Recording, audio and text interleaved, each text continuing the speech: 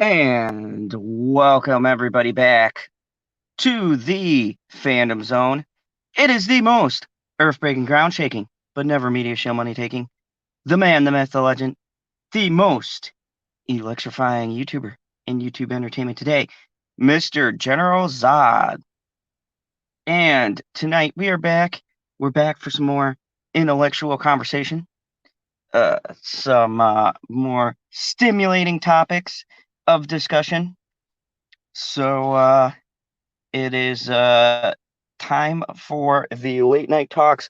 And unlike Jimmy Kimmel, we have no guilt here in the Fandom Zone about our comments, statements, and or anything else wild and crazy that happens to happen here in the midnight hours.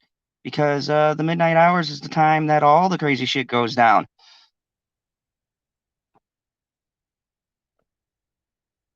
Tonight, we're going to be talking about some random topics, some interesting things. You got a lot of different things to cover and discuss and talk about with all of you fine people. Also, doing my quick promo here at the beginning for any of you guys who will rewatch or listen to this. Tomorrow, about 3 o'clock, Central Time, I'll be here with Stevie J's Reviews, and we will be talking in our Sunday movie review. We'll be talking about Alita Battle Angel. It's going to be an interesting discussion because I like the movie. I own it, but I have a different opinion than everyone else who first rated this movie. So I'm really curious to see what Stevie J thinks about it, and then kind of go from there. But yeah, it's gonna be some fun time. So definitely join me, and also too, Penny Dreadful will be coming out the season final. So I'll probably have a season final non-spoiler review, which I'll do a video for because I really don't want to do my live stream on that. My live stream will be a spoiler-filled review where I could actually just break down the episode and then get people's opinions and things like that on it. But anyways, got some topics here, and I'm waiting for the rest of the late night crew. So I'm gonna maybe cover some things out of order until they get back. So, anyways, and if you missed it, we had an awesome discussion yesterday about the media and things like that, basically media biases. And today I'm just going to talk about some different things. We still got some media guilt in there. Got a couple stories about this trend of white guilt going around, people apologizing for former roles they did. Look, this is the thing about this. I don't know why.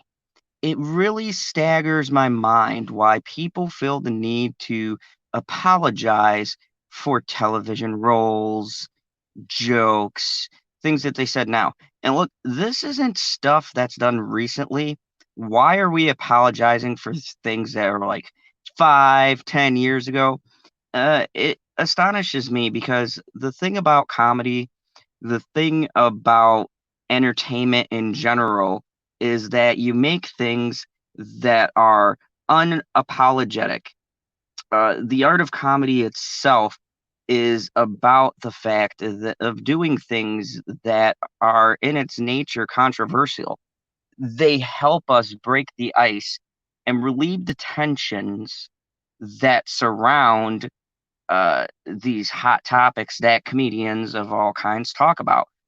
It really is a shame the state that comedy is in because everybody feels the need that they need to apologize for every joke and things that they've ever said because someone's feelings may or may not have gotten hurt way back in the day.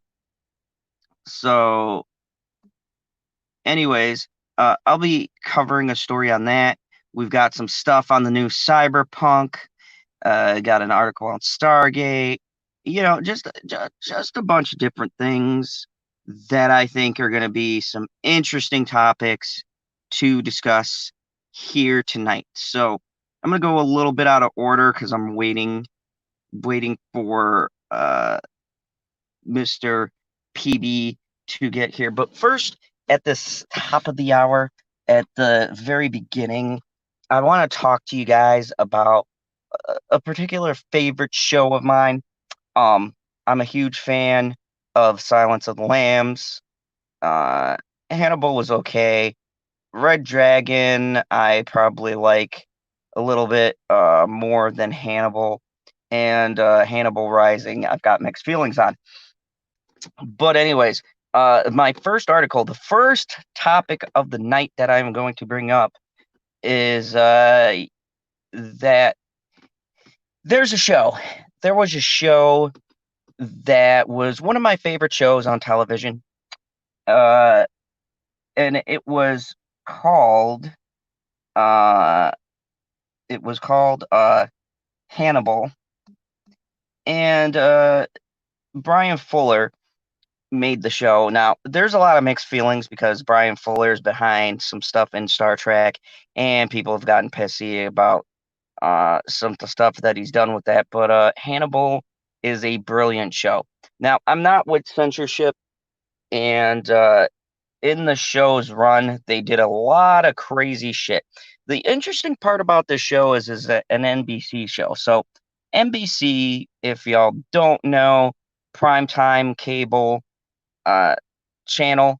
It's one of those channels that tends to censor things or not have too many edgy things on it because a lot of people watch it.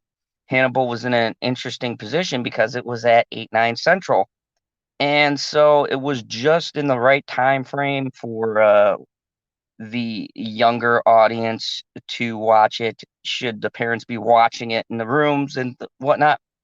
Hannibal made its claim to fame because it dealt very closely with the Silence of the Lambs material and put their own unique spin on the mythology.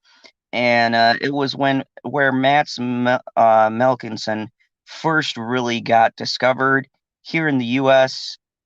Great actor, and really, I'd say him and Anthony Hopkins have made Hannibal pretty famous. Although Matt's is playing a different version of Hannibal. He's playing the younger Hannibal before he gets arrested, and then the show kind of goes into him being arrested and all sorts of stuff. But anyways, they re-released Hannibal on Netflix. But I want to talk about something interesting because back in the time period when this came out, uh, there was uh, there was a lot of controversy with school shootings, with kids doing crazy things, and there was a lot of things with the youth performing really just messed up stuff. And around this time, Hannibal had gotten a pretty good little following built, and the director had a full slate of episodes, but one of the episodes were pulled. And I want to talk about this because this really goes into censorship. It was actually probably the one time I agree with what they did with this episode because of the content, but the episode was pulled from the run, and surprisingly, it wasn't the network that pulled this episode. So this kind of tells you where we are from when the show was released in the early 2000s to now. But the episode was called Family. And what made this episode so unique, and look, this isn't the first time that shows have done stuff involving kids and doing horrible things, and especially after Columbine and things like that, this stuff has become very taboo to sort of do. American Horror Story did a storyline with vampires, and one of the kids goes back to their school and murders all of these kids, and that got some flack too. But the networks all kind of pulled this. They weren't going to pull this episode, but the creator did it himself. And I wanted to read this article because I find it fascinating And I almost agree with the creator pulling this, and I'm never for censoring or being down with pulling something just because the content might hurt someone's feelings or offend someone. But I do have a kid. I do understand the differences with kids doing acts that are considered violent as opposed to adult violence or supernatural violence. It's a different feel. So this first topic I'm bringing up is a kind of smart censorship, and it was decided by the creator. And I bring this up because a lot of things getting pulled now, a lot of things being stopped by the cancel culture are ridiculous things. Like, things taken out of context, and things that I feel like people just want to cancel because it's not necessarily about the content that's being provided, but it's because it's offensive to some way to them personally. Uh, and so I'm going to read this article. It's really good. I don't like to use Screen Rant as a reference typically, but this was also stated by the director themselves. They did the interview, so it's not really something Screen Rant can kind of flip. So we're talking about the Hannibal, the episode that Brian Fuller wouldn't air. And this was very intriguing to me. And I agree after seeing the episode. I never saw the episode on the original run because I didn't even know that they pulled the episode.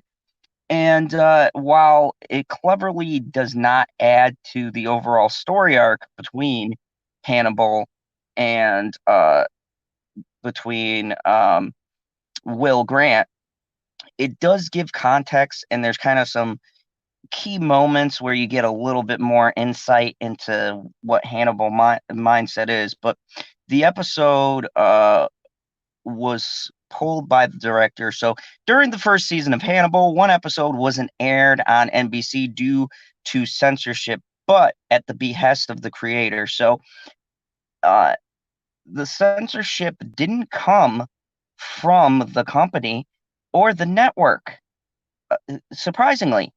And Hannibal has done a lot of crazy shit that I even said, wow, they're showing this on NBC.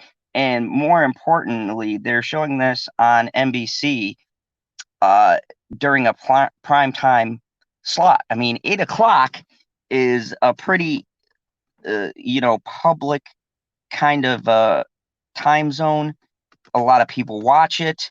So it's really fascinating that this show of all shows would be in that slot. I mean, they showed some crazy shit. Like, people literally got eaten or ate parts of themselves. I mean, yeah. So for an episode for the creator to pull from it, well, we'll continue reading, and then I'll give you a little bit of more background to this episode because I seen the full thing. But during the first season of Hannibal, one episode wasn't aired on NBC, not due to censorship, but to the behest of the creator Brian Fuller. During Hannibal's 3-season run on NBC, many fans often wondered just how Tom Harris-based serial killer drama managed to get away with everything it did on network television. The level of gore and violence put many premium cable shows to shame. Very true. Like, holy crap. This dude watched as Hannibal ate parts of his body. The shit was crazy. I don't know how they pulled it off. Anyways, were it not for the lack of nudity, Hannibal also would have pushed the envelope when compared to many R-rated films. Maybe NBC was more lenient with Hannibal because it was outside production that they didn't make, only licensed. Or maybe it was because Hannibal aired on the network's latest nightly time slot of 10 p.m. That's 9 Central. Whatever the reason, Hannibal was truly innovative in the level of artful but extremely grotesque imagery featured in every episode. Thus, when someone who wasn't watching season 1, as it happened, is told that an episode was banned from the airwaves, they would be likely to assume it was due to gore. Of course, they'd be wrong. Fuller was holding back a episode of Hannibal was due to very specific circumstances that just happened to take place around the same time. Here's why episode 4, Uof, wasn't aired as scheduled. While Olaf, and if I'm pronouncing that wrong, it's because it's a French word, because each episode of Hannibal is based on a French cuisine. Advances multiple Hannibal storylines as is to be expected for a serialized drama. The case of the week that Will Graham and Hannibal are investigating concerns a woman named Eva, played by SNL veteran Molly Shannon, which, by the way, I'm not a real big fan of hers, but she was pretty amazing in this role. That's kidnapped and brainwashed kids. Her end goal is for them to murder their old families with a gun, solidifying that they are now part of her family. Brian Fuller felt that this plot involving kids, guns, and death was too much for viewers to deal with just a few months after the Sandy Hook school massacre. Personally asking NBC to pull the episode, Fuller moves is sometimes incorrectly attributed to the Boston Marathon bombings, which happened about a week before the episode aired. In fact, Fuller made the decision before that occurred. Many Hannibal fans were upset at the time, arguing that the plot of Olaf bore no resemblance to real-life tragedy. Still, it seems unfair to say Fuller had the best of intentions, and that this was hardly the first or last TV episode to be postponed or shelved due to similarities in real-life violence. For example, episodes of Haven, scheduled to air mere hours after the Sandy Hook shooting, was postponed, and an episode of American Horror Story Cult featuring a mass shooting was recut due to the Las Vegas massacre. In near terms, the parts of Oof dealing with killer kids were offered on NBC's website so fans wouldn't miss other developments. The episode has since been included in the original form of home video and digital releases of Hannibal Season 1.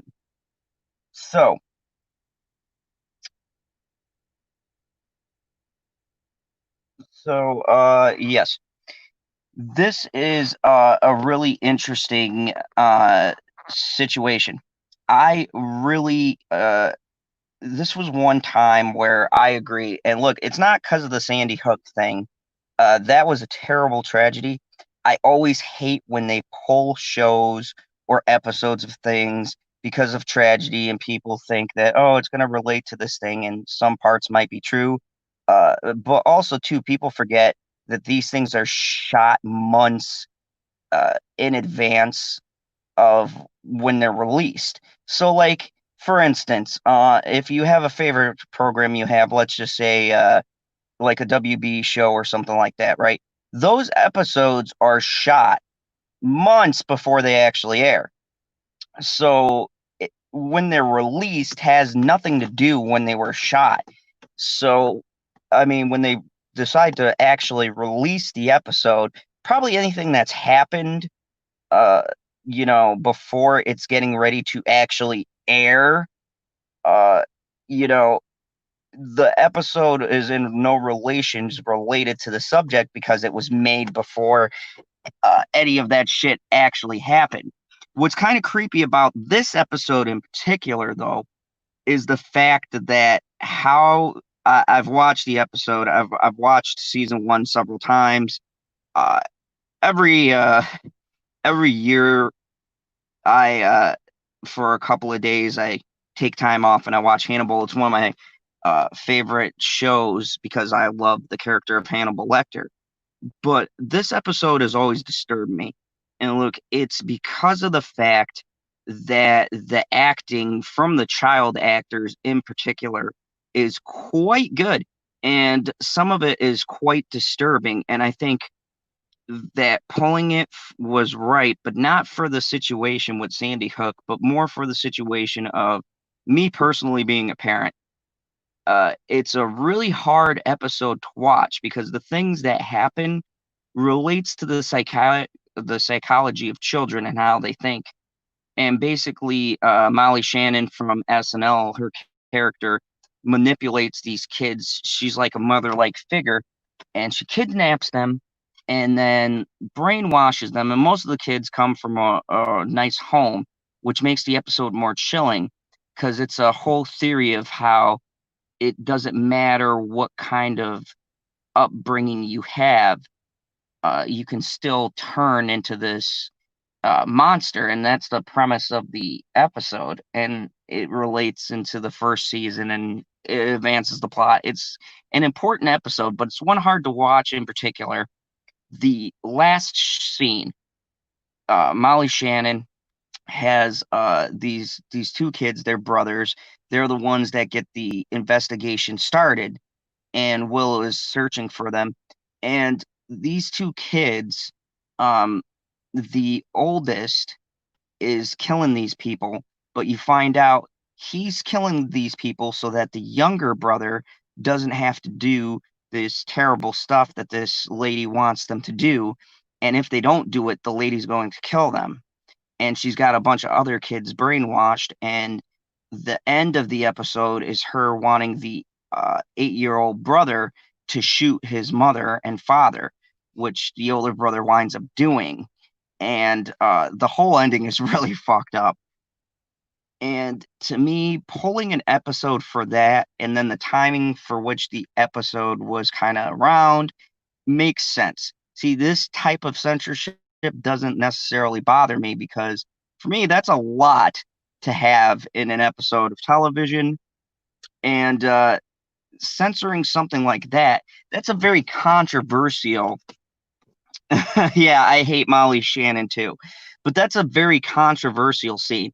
I can see how some people, especially people with kids, it would be a hard thing to watch. It was a hard thing for me to watch. Look, Hannibal has done a lot of fucking tremendous, uh, tremendously crazy things, and I have seen some pretty wild stuff on that show. Like, there's a serial killer who Hannibal captures, and the Hannibal has him sit down and he cuts pieces of his legs off and he makes the other guy eat the pieces of his legs. Like all of this crazy stuff I saw, but this one episode to me is more disturbing than that because it's the idea of your children, right? And kids being innocent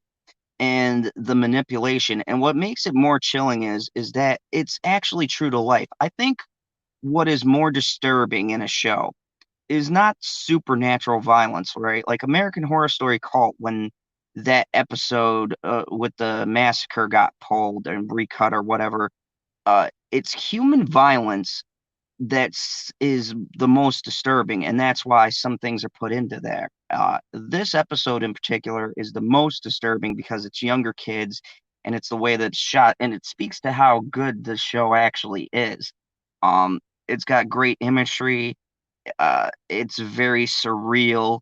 The violence is not like anything else I've seen on television. It's on a very artistic level. It's almost like watching a painting. The production value of that show, I was watching it recently, and this show came out a couple of years ago, and to this day, the production still holds up. I mean, they put a lot of money into it, and they may even revive it now that it's on Netflix. I would love for them to do a fourth season. But it was a great show, great writing, and really heavy themes. So pulling an episode where a bunch of kids are brainwashed and one kid essentially has to kill his own family, I think that that is one reason you should censor something. Not everyone can handle that. Um, it's a really sensitive subject, and I think when you're talking about syndicated television versus, say, Netflix, you can control kind of the content that certain people are watching, whereas a thing like cable television, what's up, Trap? It's good to it's good to see you. Yes, someone does need to make a painting of me.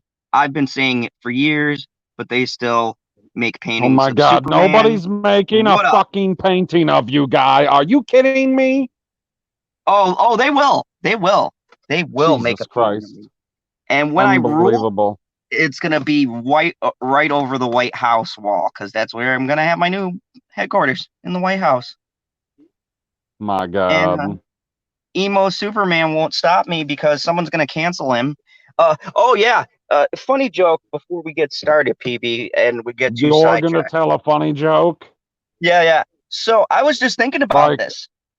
I see Trap is in the chat. Like, he would tell a funny joke. I don't see you telling a funny joke, but go ahead. So here's the funny joke. Superman, right? He's done. He's doomed. And you know who's actually going to take him out? It's not going to be me. Swamp Thing. No, it's going to be cancel culture. Think about Superman. He's a white male. He's done. He might be Oh, he's a white Kryptonian. male and he's over 80. You're right. He's Dude, screwed. he's screwed. Yeah. Cancel culture is in full swing and they're not thinking about the repercussions here. I don't got to take out Superman at all. I don't got to raise a fist. I don't got to start working out again. Cancel culture is going to take out Superman. And Trap just said the funniest joke. He said, "Here's a joke, 2020." See? I told you. I fucking told you. Oh, Trap pulled out the big guns for that. So, yeah, really quick. I know you probably haven't watched Hannibal, but now that's on Netflix, you probably should.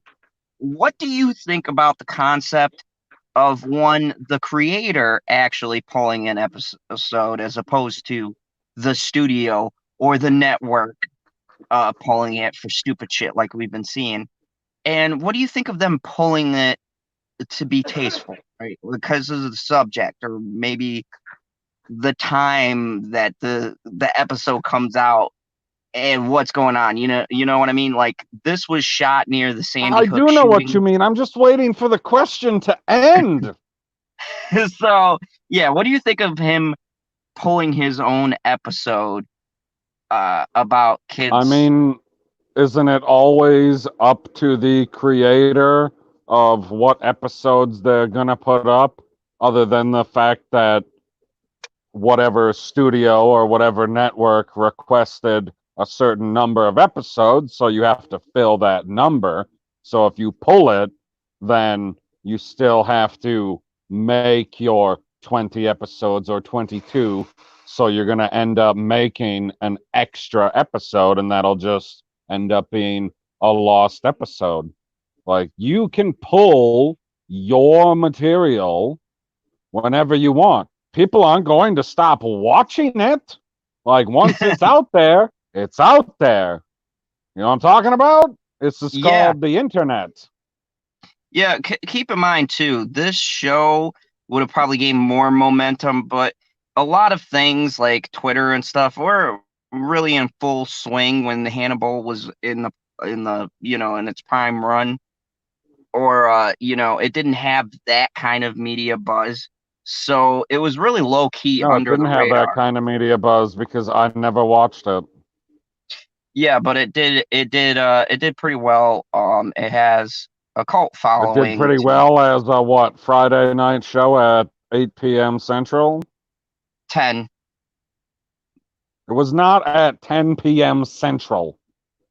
Well, 9 p.m. Central, but it's Yeah, that that's what I thought. 9 10 Central thing. So if you're in New York, it's 10. If you're here in Wisconsin, it's 9.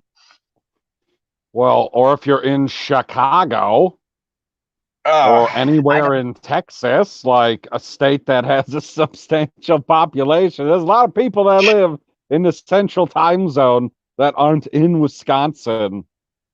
I Like, know, I but would I be don't know. surprised But if do we there's really anybody have to that's. include Chicago? I mean, come on. No, I don't. You're right. We don't have to include Chicago, but whenever you're looking up freaking time zones, it says Chicago for the central time zone for the United States of America. It doesn't say freaking Houston. It's not like, oh, this is the time in Houston. It's like, no, this is Chicago. That's important. Like, I don't know what the most important city is in the mountain time zone. Vegas? Really quick, I want to address Trap and what he said, because it's Good. very interesting. He says it makes me think the creator probably knew the subject was too much when he or she thought of it. And yes, the subjects in this show, I know Brian Fuller was like, "Wow, we made some fucked up shit this season, boys," but I think it's more of a thing that bad timing. You can think of something, right? And have an idea and be like, this is gonna really fuck with people, right? I I'm pretty mean, sure when he thought of this episode, he was like, yeah, we're gonna get into the psychology of whoever Hannibal. whoever was making the episodes for Fox of The Resident didn't pull the episodes at the end of the season that had to do with whatever pathogen they were fighting in the hospital. And they explicitly said in the episode, at least it's not airborne like the coronavirus. I was like, holy fucking shit, you said that out loud on a TV show? My God.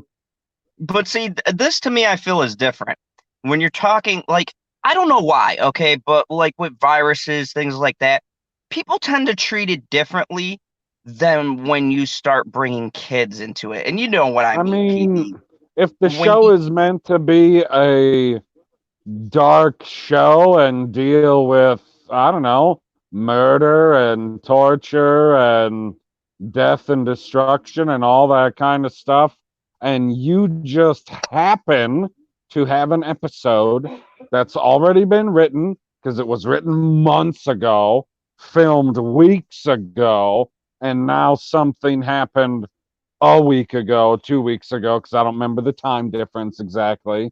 I didn't listen to everything that you said before I jumped in. I didn't hear all of it. So whatever the time difference is, and then be like, oh, well, I guess we shouldn't put this on because of what happened in real life.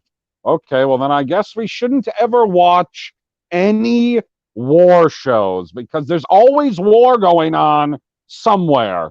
America is always fighting somebody somewhere, correct? oh yeah, yeah, true. Okay, so For why me, is it okay? Why is it okay for any of these war shows, like even the big ones that aren't even being serious, like MASH? Like that wasn't a serious show, but it dealt with some serious stuff from time to time. Like that's explicitly dealt with the war. Like these shows are okay. Like there's shows going on right now. What's the one that we watch on Paramount Network? 66 Whiskey, I think. I think oh that's yeah, the that's a name good of it. show. Yeah, so that's supposed to be a real life show of what's going on over in Afghanistan right now. So I assume something relatively similar as far as where the base is stationed and the way that they can interact with the troops over there is real. I'm not saying the storylines and the stuff that happens in the show are real. Like, there's some shady shit that happens that you're like, oh, I'm not so sure about this, but I don't know. I'm not a fucking officer in the military. So if it's okay for that stuff, I guess I don't understand why you're like, oh, well, something happened and it seems like this is inappropriate to put this on because it hits a little too close to home. But then again, I'm also in the same camp that says it's never too soon for a joke. No, I think the disturbing thing, like Hannibal was such a good show and intrigued a lot of like the ratings for this season in particular, the first season were fucking phenomenal. And the thing is that I think attracted people was its realism and the way that they dealt with the Hannibal character, right? Hannibal is a Sure. fictionalized serial killer based on multiple serial killers that were real when they constructed Hannibal. So, like, the feel of the show and everything felt real because basically his character is based off of actual serial killers, and there's a lot of realism to the show. But this episode in particular, and you'd have to kind of watch it to kind of get where I'm coming from. There's something more Yeah, I'm chilling not about watching Hannibal, this. guy. I will get you to watch it. It's an amazing show. But anyways, No, no. I was told that we were going to be talking about Stargate. That's I'm what I was going to get to promised. Stargate. I was going to start off the show with Stargate, I but know you were going to someone start wasn't off with here. Stargate, but I was late, so you didn't start with Stargate, which I appreciate. I appreciate.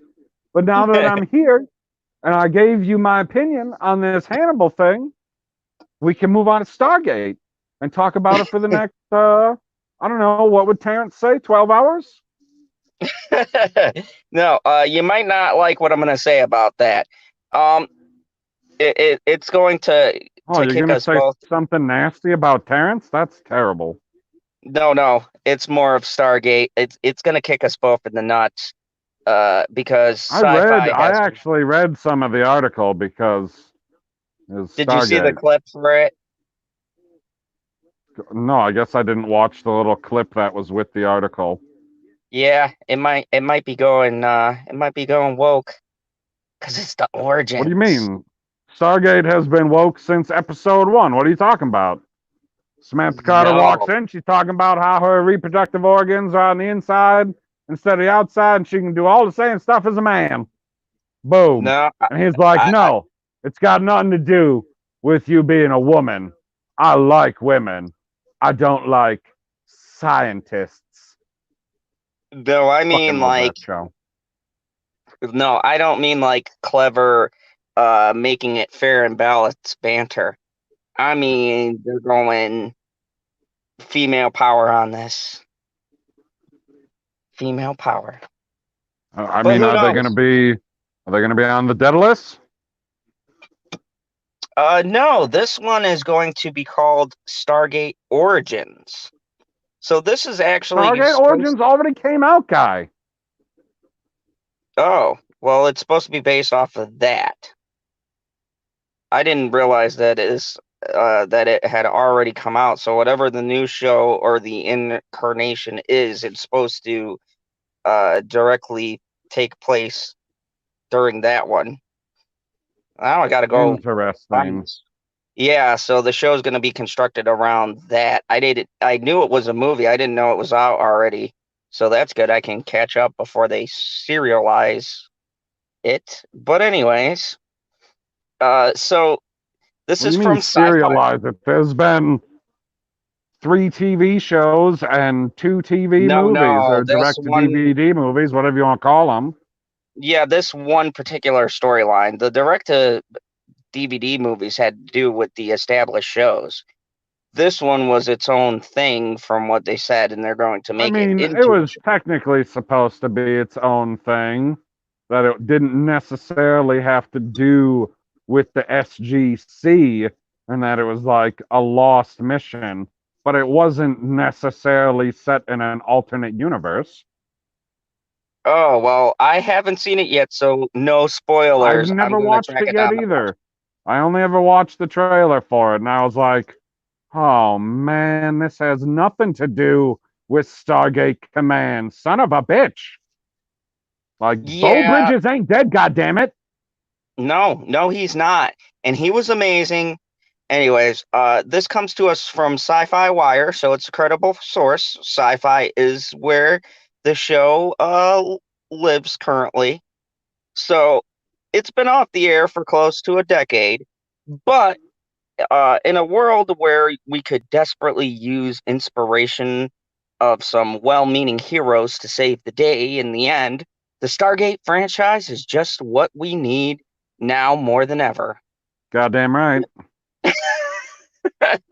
I gotta say, that is a way you write an article. I already feel inspired to read, Well, there's one thing that read I it. didn't I didn't read all the article like I read it the General Zod way. I just, skimmed through it. And he does get one thing wrong, and I'll make note of it when we get to it. Uh-oh. Don't fuck with PB Stargate. Like, I'm pretty knowledgeable with Stargate. I've seen all the seasons. I've seen SG-1, Atlantis, Universe. I've watched them all of the straight to video on demands, except apparently Origin. Didn't even know that came out because I'm a little behind on other things. But yeah, I love it. So I hope that this is going to be good because 2020 shows are a hit or miss, especially previously established shows. They like to fuck them up the most. But following teams of modern day heroes facing overwhelming odds from alien attacks to mysterious pathogens, the franchise was a hopeful sci-fi adventures about heroes going to a portal to limitless possibilities across the universe. It rarely gets as much acclaim or attention as Star Trek or Star Trek's Shrek. Trek, Jesus. yes. Trek's optimistic spin on the future where we've largely learned to work together, but Stargate was a tangible modern day. Amen to that. With heroes who crack jokes about The Simpsons and always seem to find the right MacGuffin in the nick of time. I disagree with that. There were very logical reasons for why they completed stuff. I Just wait. never Just really keep going. I've never seen an episode that had a MacGuffin, but anyways, it told stories that brought out the best of us, real people overcoming their fears and finding strength to pick up by the bootstraps and fight to save the No, world every Friday night. hold on. Did you say you've never seen an episode that has a MacGuffin? No, there was always a logical reason for them coming up Well, with a okay. solution. Well, I mean, to say that there's a logical reason inside of the episode, yes. But I would still say that a fair number of them would still count as a MacGuffin because it's nothing that we've been introduced to before and nothing that we're going to be referencing again in the future, like the episode with the touchstone. All right, fair enough. But to be fair, Like they the they touchstone exclusively in that episode is a MacGuffin. The only thing about that episode is it sets up deeper storylines. Yeah, but and to be fair, I feel like sci-fi kind of gets a pass on that as long as they are able to kind of make a scientific reason that makes sense to real world, then I don't really consider a MacGuffin. Like to me, a MacGuffin would be like A everything in dagger Star. that's in the middle of the Yep. desert for no reason Yeah, that yeah, can pinpoint another MacGuffin yes, I would. that I don't know magically how got you read my placed there mind. 20 years ago or 30 years ago. Yes, So who the you fuck read my made this mind. MacGuffin? Like, yeah, like the touchstone makes a lot more sense than a magical dagger. You're right. Yeah, everything in Stargate, something always led to something else, and it seemed logical if you followed the mythology why they found the thing that they needed to find that led them to the next thing. There was always steps and like things that made sense for them getting into a particular place to find the thing they needed to find. It's not like a lot of days now where movies and stuff they just fucking find something that they just need at the perfect time because the story needs it to happen. In this, it's a long-term story writing. You can always reference it to another episode. I mean, it was just great writing, Dude, honestly. Stargate, Brad Wright he should write a book on long form story writing. Like if somebody has a video out there, if I could put a video like that together and, write a proper script, blah, blah, blah, and talk about how Stargate is the king in long form story writing. Fuck, easy for me to say, right? Jesus. I would, but Yeah. I'm not that kind of person. I just kind of, get worked up and then, we talk about stuff. That's our long-term story writing. It's told that it brought out the best of us real people overcoming their fears and finding the strength to pick themselves up by the bootstraps and fight to save the world every Friday night in prime time. They fought aliens with super strength and godlike powers and took on a pyramid-sized mothership with nothing but grit and slapdash plans as risky and thin as anything Will Smith ever tried in Independence Day. It wasn't Will afraid to. Smith is a punk compared to Colonel Jack O'Neill. Oh yeah, I take O'Neill over Will Smith's character any day. But anyway, and he Fuck, had he's a he, punk compared to Colonel Shepard. Continue. it was it wasn't afraid to have fun along the way with episodes ranging from Farscape spoofs, which by the way, I always thought Farscape was a good show. That's a good Um, episode. y- the irony of that is, wasn't the dude from Farscape and that chick in the last seasons of Stargate? The last two. Yeah, I and mean, I she was liked those actually in episodes. it before it. She was in the episode Prometheus Unbound as a spot character. And then they wrapped her into the story because they're unbelievable at taking one character and being, you know what? We're going to take this character and we're going to expand on it. And you had no idea that was going to happen. They do that with characters all the time in that show. It's phenomenal. Oh yeah, yeah, and I loved her character because I recognized her because I watched Farscape too, and she was pretty much exactly the same in both series. Like, Ah, okay. yeah, if you watch Farscape, her characters are essentially the same, except for I think in Farscape she's an alien, I and mean, she's Stargate, technically an alien in Stargate. She's not from Earth. yeah, but she more She's still had, a human. yeah, yeah, that's true. She was still a human. In Farscape, she was more alien than Okay. human. Uh, but not, she looked humanoid, but she like had enhanced So reflexes she's and like shit. 7 or 9. Yeah, that kind of a character.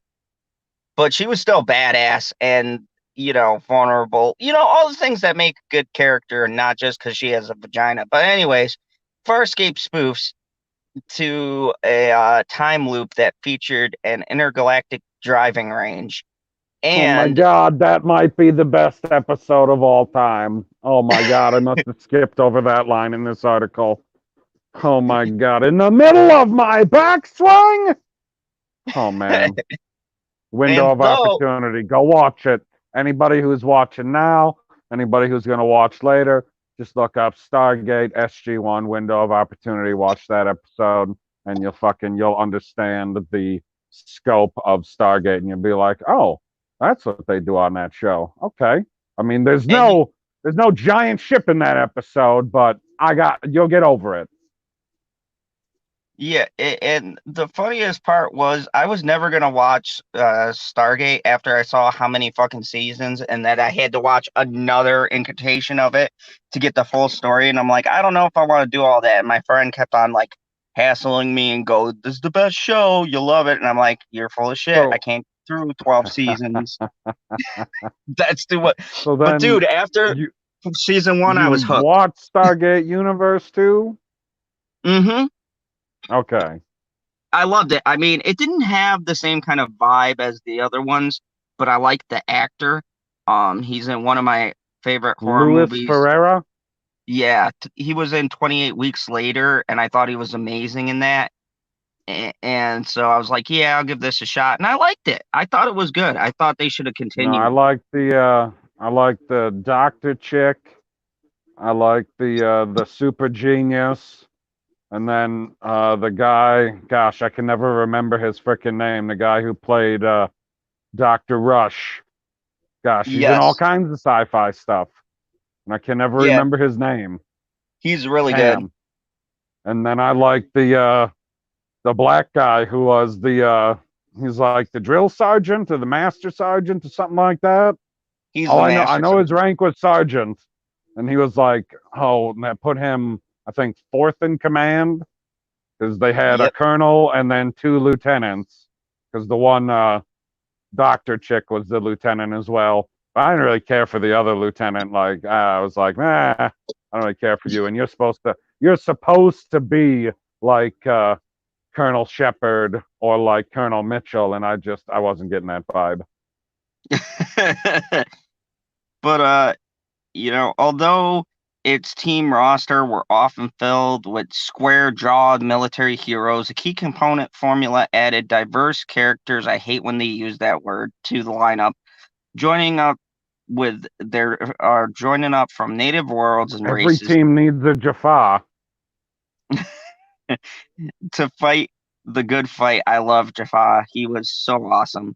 Humanity also found a way to stand together against evil, even when we weren't all human. The franchise kicked off all the way back in '94 with the film Stargate, one of the greatest films ever, a I so-so don't know blockbuster. about that.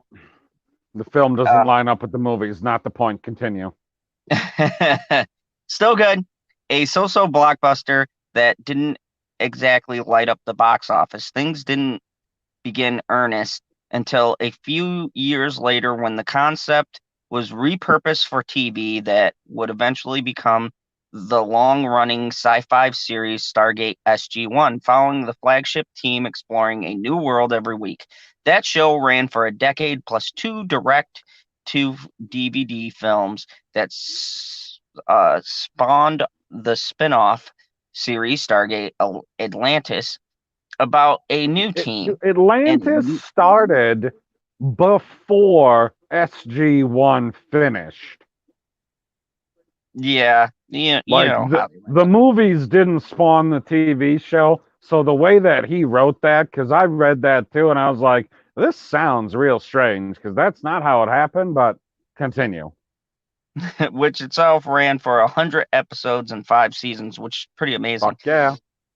The franchise took on a more serious Battlestar Galactica-esque tone. I disagree with that because Battlestar Galactica, I love that show, but I two mean, very different tones. Like that was no, it bleak and dark. no, what they're saying is because I agree with what he's saying in the sense that it was closer to Battlestar Galactica than SG-1 was, especially at the beginning, because they are marooned in a far off galaxy against a evil villain that is, I don't know how many numbers there were, thousands and thousands and thousands more than them. Like the odds are so much against them in this far off place. Like that's just what they mean by how it was closer to it because yeah, it's absolutely not the same. And I haven't even watched all of Battlestar Galactica because yeah, like they don't have a home base, man. They're on a spaceship all the time floating around. Like that's not the same. Dude, favorite line in a show ever was Edward James Olmos when he was fighting another Battlestar ship and they had his people hostage and they turned their guns on each other and the one chick who's the head of the other Battlestar ship, they're both like stubborn captains, and she's like, they came in my ship, they broke out a prisoner, I'm not gonna let them go, I'm gonna put them on trial. And he goes, oh, the fuck you are.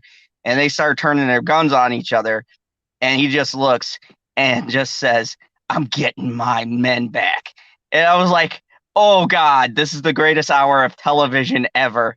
And she's like, you are making such a mistake. And he goes, I'm getting my men back. And I was like, oh, if every show could just, I mean, any other person delivering that line, it kind of sounds corny, but Edward James almost, and the way they pan his the camera at his face. Uh, Yeah, uh he's pretty good. yeah, like good casting on both sides of the aisle. Back to So, Stargate. but let's go back to Stargate Universe in 2009, which followed a crew of evacuees stuck on a ship galaxies away from Earth with no way home. And though that premise sounds pretty nihilistic on the surface, it was still fairly hopeful despite the circumstances. I Universe mean, was they axed. had a way home. They just weren't willing to risk it. Yeah, that kind of always got me. But, it's still a good show. Axed after just 2 seasons as the franchise reached the point of fatigue after 14 I mean, years. And what do you want to do? Do you want to? Hey, we might be able to dial back to our home galaxy so that we can get back to Earth. Might be able to do that, but if it doesn't work, we are going to blow up and die. Or we can continue to live on this ship until we can find a better option. I will go with the continue to live. yeah, I'm a risk taker. Of course you are. I'm General Zod. More than 350 episodes were on air.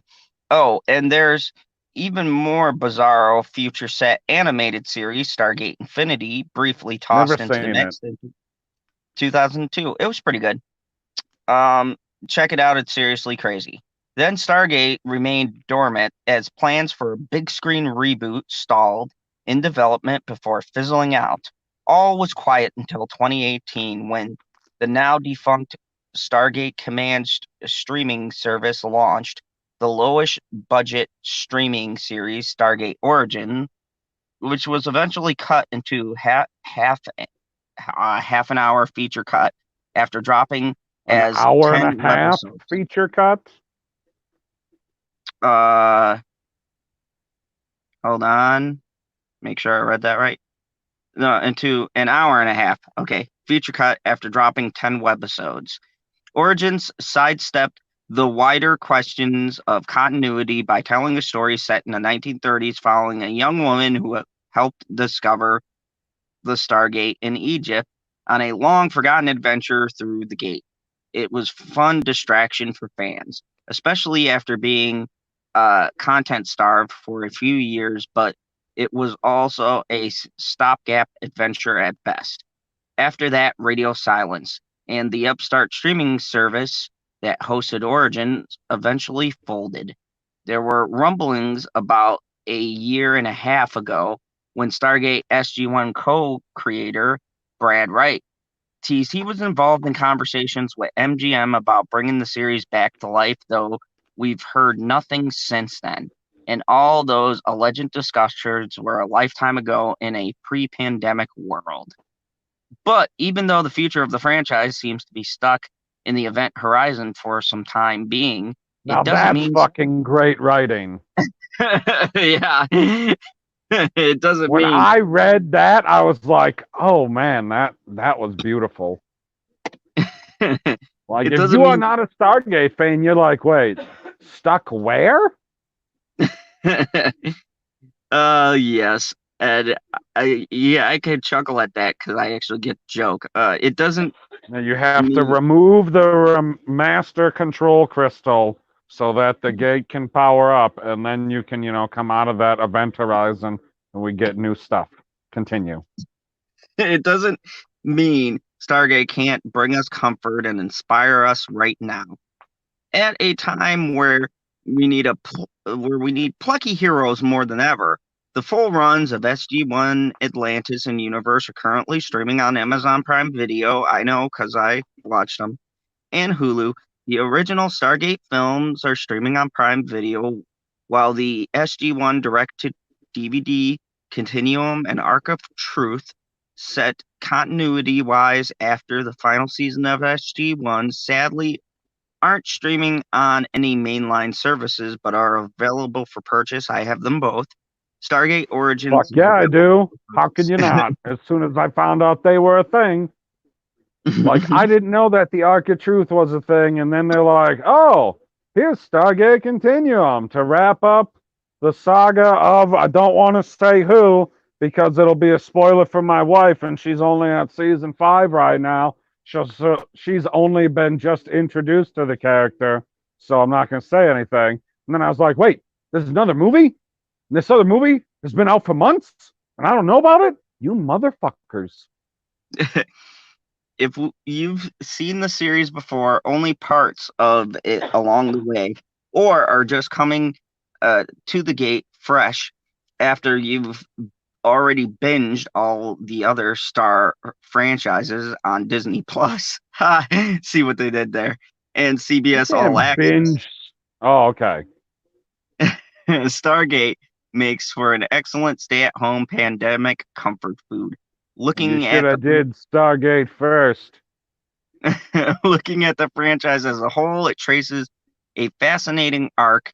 The story stands with humanity taking baby steps into other worlds thanks to the gates, and by the end of things, we've allied with high-powered aliens and built intergalactic spaceships of our own. Instead of thrusting us far-flung spacefaring age, we get to see humanity do hard work of figuring it out along the way.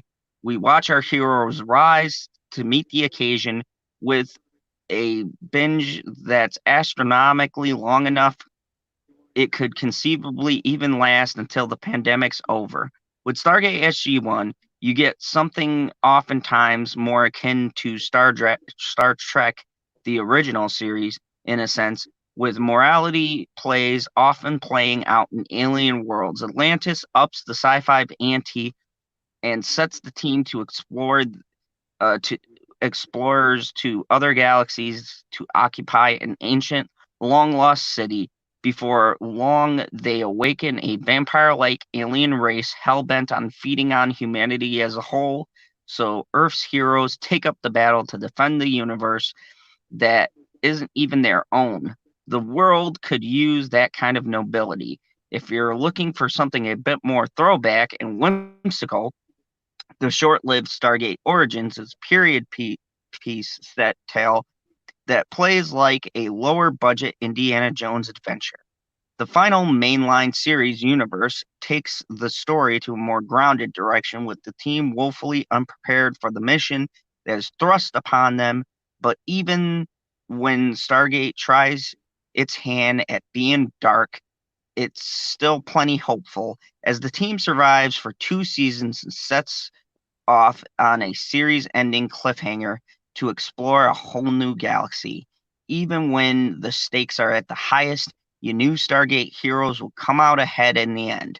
The world always saved, the day always made, and the heroes always walk away victorious. Though, Okay, sometimes. that's what I have a problem with, because that is a lie. That is a big fucking lie. They don't always win. They don't always come out ahead. Like, yeah, in a couple of episodes, they get away and they're not dead. I don't consider that a win. Like, if you were meant to do something and you just barely escape with your life, that's not a win. You're talking to a guy who got his neck snapped. Oh my gosh. Oh my gosh.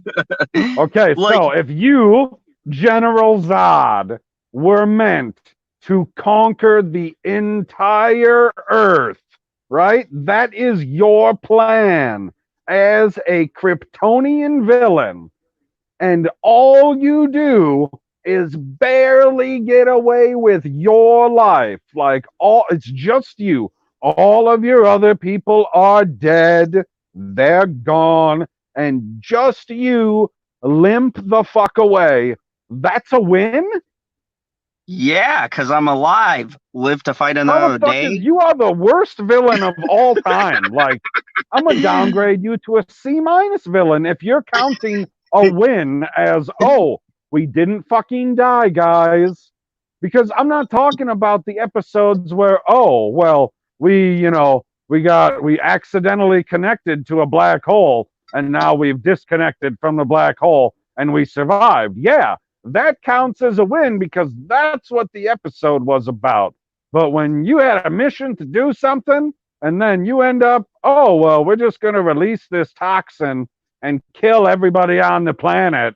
and we didn't even complete the mission that we set out to do at the beginning of this fucking two-parter. That's not a win. That's not a win. If everyone makes it out and you wind up saving another alien race, Elliot then fucking died. well, shit happens. A shit ton of Tok'ra died. There were still more left. Okay, so when I will ask the wife when we get to the end of the episode Meridian, the second to last episode of season 5, and I can't say anything for spoilers' sake. When Yeah, we but get I to know the what end of you're that talking about. episode, like if you remember what happens in the episode, you know what I'm talking about. And I will Yes. ask her if that episode is a win for the team. You know, like I said, live to fight Considering another day. technically season 5 was a series finale, technically season 8 was a series finale, and then season 10 was the actual series finale, and I'm still sad. Don't laugh at my uh, pain. Science fiction is at its best when it guides us towards ideals of what we can be at our best. And that's the crux of what makes Stargate so great. That kind of inspiration and hope is exactly what we need right now. Who knows? Interest remains high for the series, with fans still turning out to celebrate anniversaries with con panels and table readings, and even building full-size replica gates. Maybe eventually we'll get some new adventures because No, I if the can't. I'm past, not able to build a full size replica gate because I don't want to wreck our toaster. but eventually we'll Stargate get, fans get that joke. yeah, we'll get some new adventures because if the past year has shown us anything, we could always use some more heroes. First off, I just want to say that article was amazingly written, and if you're not fucking inspired by it, then you have no soul. Dude, I don't. That was Okay. So that's the end of the article. yeah. So, first thing on my wish list, I don't need necessarily new heroes. I need the old heroes from Stargate Universe to wake up in that fucking galaxy that they were sending themselves to in stasis. That's all. Yeah, we need to find out. Man, dude, that pissed me off because I actually really was enjoying the storylines and what they were setting up. I could see that there was a bigger arc plan, because you've seen every incarnation like me. And I felt like it was going in a really cool direction. They were getting ready to do some big expansive things, and they were like, "Oh, yeah, you're not getting any. We're done." Oh, because I mean, I don't remember specifically. I know they ran into themselves in season 1 because of the one time travel episode. But I know that they also ran into that other culture. So I was hoping that when they went to this other galaxy, they were going to run into some human civilization instead of just running into exclusively aliens that you can't really interact with unless you're hooked up to some computer with being in a Bacta tank. Yeah, yeah. I thought the timeline stuff was interesting too, because it was something that was explored in SG-1, but not like that. Like they ran into themselves. Well, SG-1 had episodes like that too, but I mean, I felt like they were setting up for some cool thing, like maybe it had already happened, kind of a thing. You know what I mean? Oh, And like, sure. like this was like a flashpoint thing or something is the best way I could relate it. Like there's multiple outcomes and they don't even realize that they're in like a different kind of timeline. You know what I mean? Something like that would have been intriguing.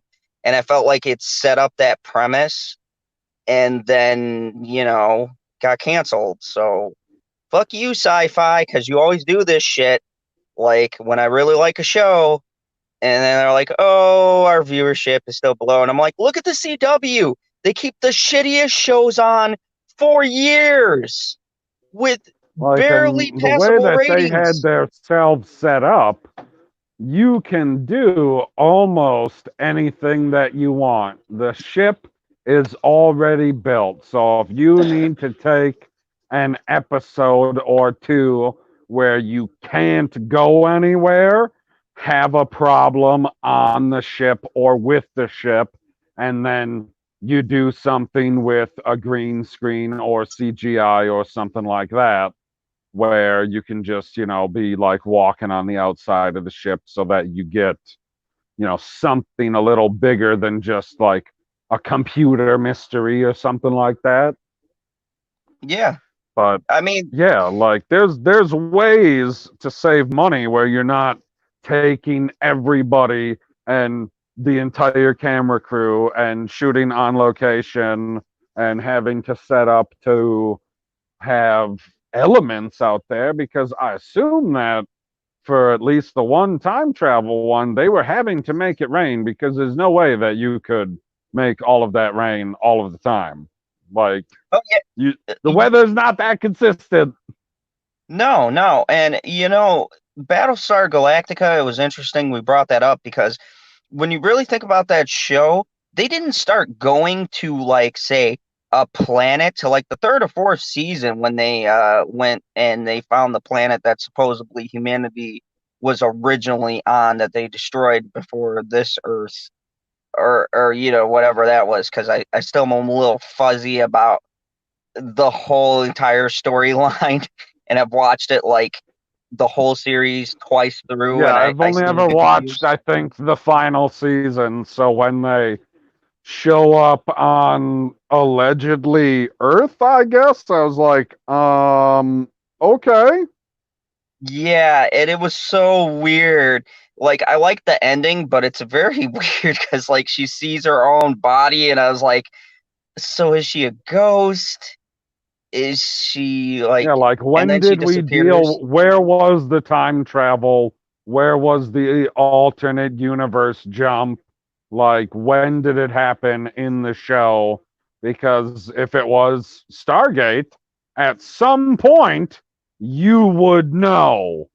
Like, there are episodes where you're like, oh, this is time travel, and this is how this got set up. And this is how this got set up. And this is why this person is here like that, and so on and so forth. Like, they keep their time travel rather consistent in the show.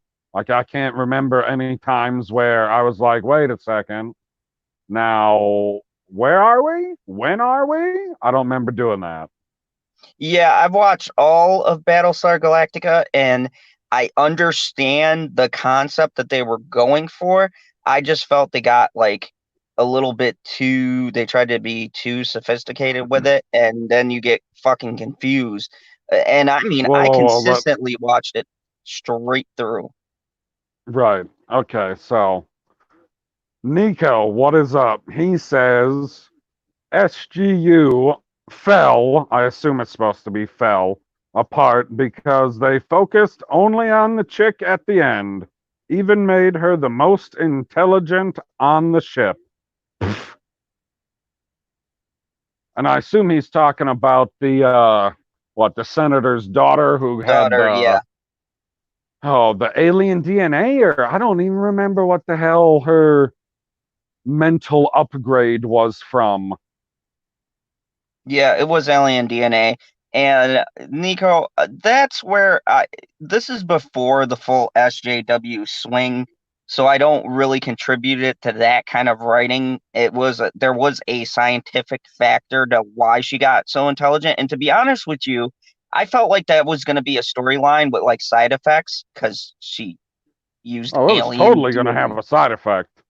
So yeah, I felt like they were going to go somewhere with that, where like she was going to like develop something else or maybe go Like she was crazy. gonna turn into the fucking Borg or something. Yeah, like she was becoming like more cold logic and detached. So I feel like there was some good writing material. Like we said, we couldn't really judge it that much because it only had 2 seasons and they set up so many things that yeah, some people say that. Nico said it was boring. Uh for me it was only boring. What's I up, Jamie Vick? And yes, what's up, Jamie Vick? Good to see you here. Yeah, you know, I don't know. I find that stuff interesting, so I've never gotten bored with SG-1 or Atlantis or See, I Universe. guess with that individual character, I would take the opposing viewpoint and say that in season one, her character was only slightly intriguing because they weren't focusing on her enough because of the abilities that she obviously was going to have because of the change that she was going through.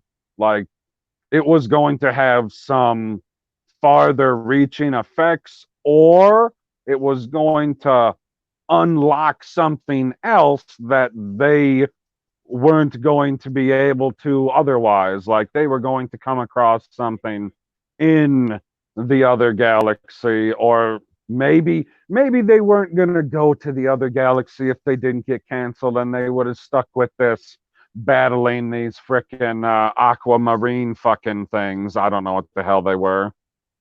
No, me neither. It was pretty I cool liked though. them. I thought they were cool as hell, but I don't know what the hell they were. Yeah, I could tell they I were mean, setting up. kudos. I give them credit for creating another alien race that was different from the two from the previous series. Well, I mean, you could technically say three if you want to say the ones Replicas. from the later SGU seasons being another one, but that's we'll talk about that at a different time. Anyway, so you got the Gould, the Wraith, and then I don't remember what the hell they called them. They had a name for them. I don't remember what it was, but they were totally different. Like they were built up themselves, I assume, around their own technology, unlike how the Gould didn't build anything and literally stole everything that they ever got. Yeah, Literally. Like it was the they crawled out of replicants. the water, jumped into an Unas and was like, "Oh, son of a bitch," and started climbing the ranks of the fucking galaxy. Yeah, like but Stargate had so many like different villains because you had the Ori too, and I found them really interesting. Right, that's who I was talking about that I didn't want to name because Andrea's still awake and I Oh, didn't want to oh, spoil it. oh. Yeah, yeah, yeah. So you can't say it, but yeah, I like them. I like them. The Ghoul, the replicants were my favorite. Because they just never went away.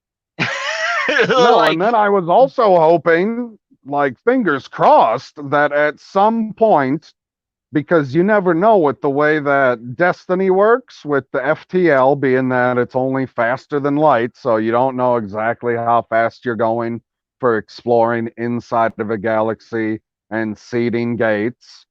But at some point, like which direction was that ship launched if it was launched by the ancients from our galaxy? Were they like, okay, we know where they came from, so we're going to point destiny in the other direction? direction, Or yeah. had they forgotten at that point and they pointed it back in that direction, and destiny was going to at some point cross over with that galaxy and to be like, what is this what is this oh, what do I want to say, what's this galaxy doing here with a gate system that wasn't seeded by whatever, I don't remember the name of the ship that was seeding the gates in front of destiny, but that was the whatever, the seed gate, or the seed ship sending the gates out there, and these ones would be all different. Maybe like, oh, well, this is strange. How come there's a bunch of humans here?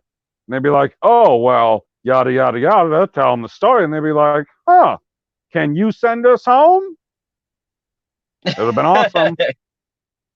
Yeah, yeah. There was it had a lot of potential, and I think one day they revive this series, but because you never know. A lot of shows have gotten to get new life, so to speak, Well, and thanks as to far as all of I these know, streaming like services.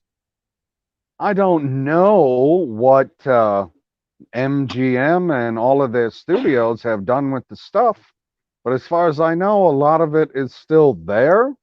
So, like, if they started up a, let's call it Stargate Sg-2 or Stargate uh, Command or whatever, something to do with something out of Cheyenne Mountain Complex, right?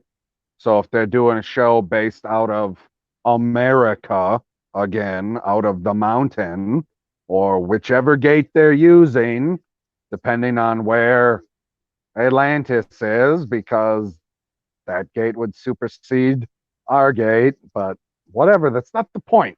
The point is, all of that stuff is still there. You don't have to go and build the gate. You don't have to go and rebuild the gate room and all of those things that go with it. They're still sitting there, as far as I know.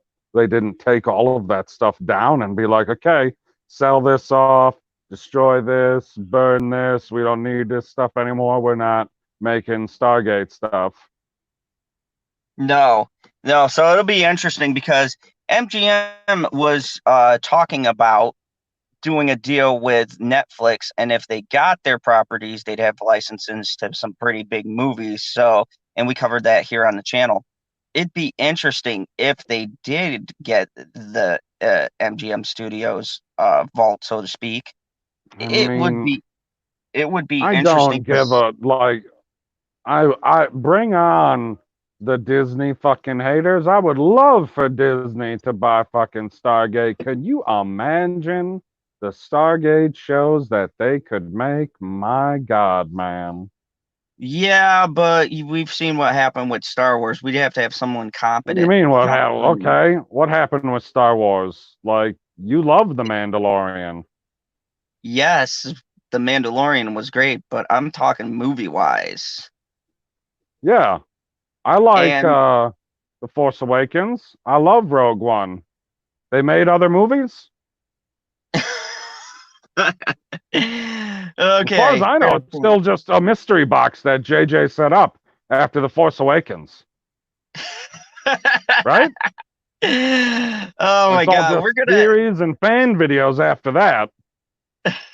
we're going to we're going to talk about Star Wars too, because there's an article that's gonna Just a piss you off. Ryan Johnson fan video. Fucking A, man. But before we get to that, I Like want to talk talking about. about, okay, no, we can still talk. I want we talk about Stargate a little more. If you say you're apprehensive about someone going there, because that was the whole talking about, give me a second. Talking about the Snyder Cut online when we had all those whack jobs coming at us because of the video we put out on the Prophets of Geek Culture, or that I put out, or whatever. And Oh then my we're God, that sitting is the there most going hated back and video we forth with have. everybody. And I was Uh, like, if you don't uphold the legacy of the character, I'm not saying that you have to do what the fans want, because what I want isn't what the person next to me wants, and we're both fans. So it's not about doing what the fans want, it's about holding up the legacy of the character. And I was like, and if you're not doing that, then eventually you're not going to get stuff, because people are going to stop going to see it. They're not going to want to see it because they're going to be like, oh, that's what Batman's like. That's what Superman's like. The Last Jedi, that's what Luke Skywalker is like. Imagine if that's the first time you ever saw him. And then somebody else, a bunch of somebody else's, who are also Star Wars fans, like you are, was like, oh man, You need to see 4, 5, and 6 and see Luke Skywalker and how he progresses through his story and becomes just this symbol to the galaxy. And they're like, what do you mean symbol to the galaxy? I saw Luke Skywalker. He doesn't do nothing. He doesn't do nothing. And then he tells a girl that she's too powerful and that he don't want to train her. And then he slaps her on the wrist with a piece of grass. And then he continues to do nothing. And then he projects himself across the galaxy so that they can escape, because the Force isn't just about lifting rocks. What a great joke, Ryan. What a great joke. Anyway, I was like, yeah, if you do that, that's a slippery slope. And he's like, oh, so then we get movies like The Last Jedi? Well, I like that. And I was like, oh, well, shit. That explains everything to me. Of course you love that movie. That's who I'm arguing with online. Fucking TLJ lovers that are pushing the fucking Snyder Cut and how it's going to be the second coming of Christ, and telling me that, oh, we don't need it to be like the other Superman or Batman because there's just going to be another one in the future. And I was like, that's not how it works if you continue to make shit characters. Because people will be like, no, I don't like that. And I'm already a fan. So I'm a fan. And since it's a shit version of Batman, you're probably not going to get as many people on board as, you know, a good version of Batman, a la, I don't know, The Dark Knight, or maybe the animated series, or I don't know, the hundreds of different comics that he's in. Not all of the comics are great, but I bet a lot of them are good. Oh And when yeah. you're telling me that these movies out here are supposed to be the cream of the crop, and don't worry about it because there'll just be another version later. No, I have to worry about it because if you keep on giving me shit versions, then at some point, as an individual, I can only go to the movies and pay with my dollar and be like, oh, well, this was a good movie, so I'm going to go and see it 2 or 3 times. Like, I'm not overtly wealthy or rich or something. I can't be going to see the same movie over and over again. I don't work at the movie theater like some people here used to. I can't do that. Okay? So if you can afford to be putting these shit movies over the top and you can go and see it 20 times to make up for it, go for it. That's never going to happen. Like, you just look at the box office stuff. So if that keeps happening and you get stuff like Solo, oh, the studio goes, oh, we were going to make a Solo too, but we lost somewhere between 50 and $200 million. We can't give you an exact number because we don't know exactly how much we spent on it because we made the movie twice. Yeah, and here's the thing that amazes me. You're going When to you bring up stop getting movies because we can't get the money together to make them. The studio can. And if the studio stops making money off the movies because they're not good movies, because you're bringing me shit fucking incarnations of these great characters, then they're just going to stop making them. They'll be like, oh, well, we didn't make any off the last one, or the one before that, or the one before that. Yeah, I Like, mean, not everyone is the Dark Knight.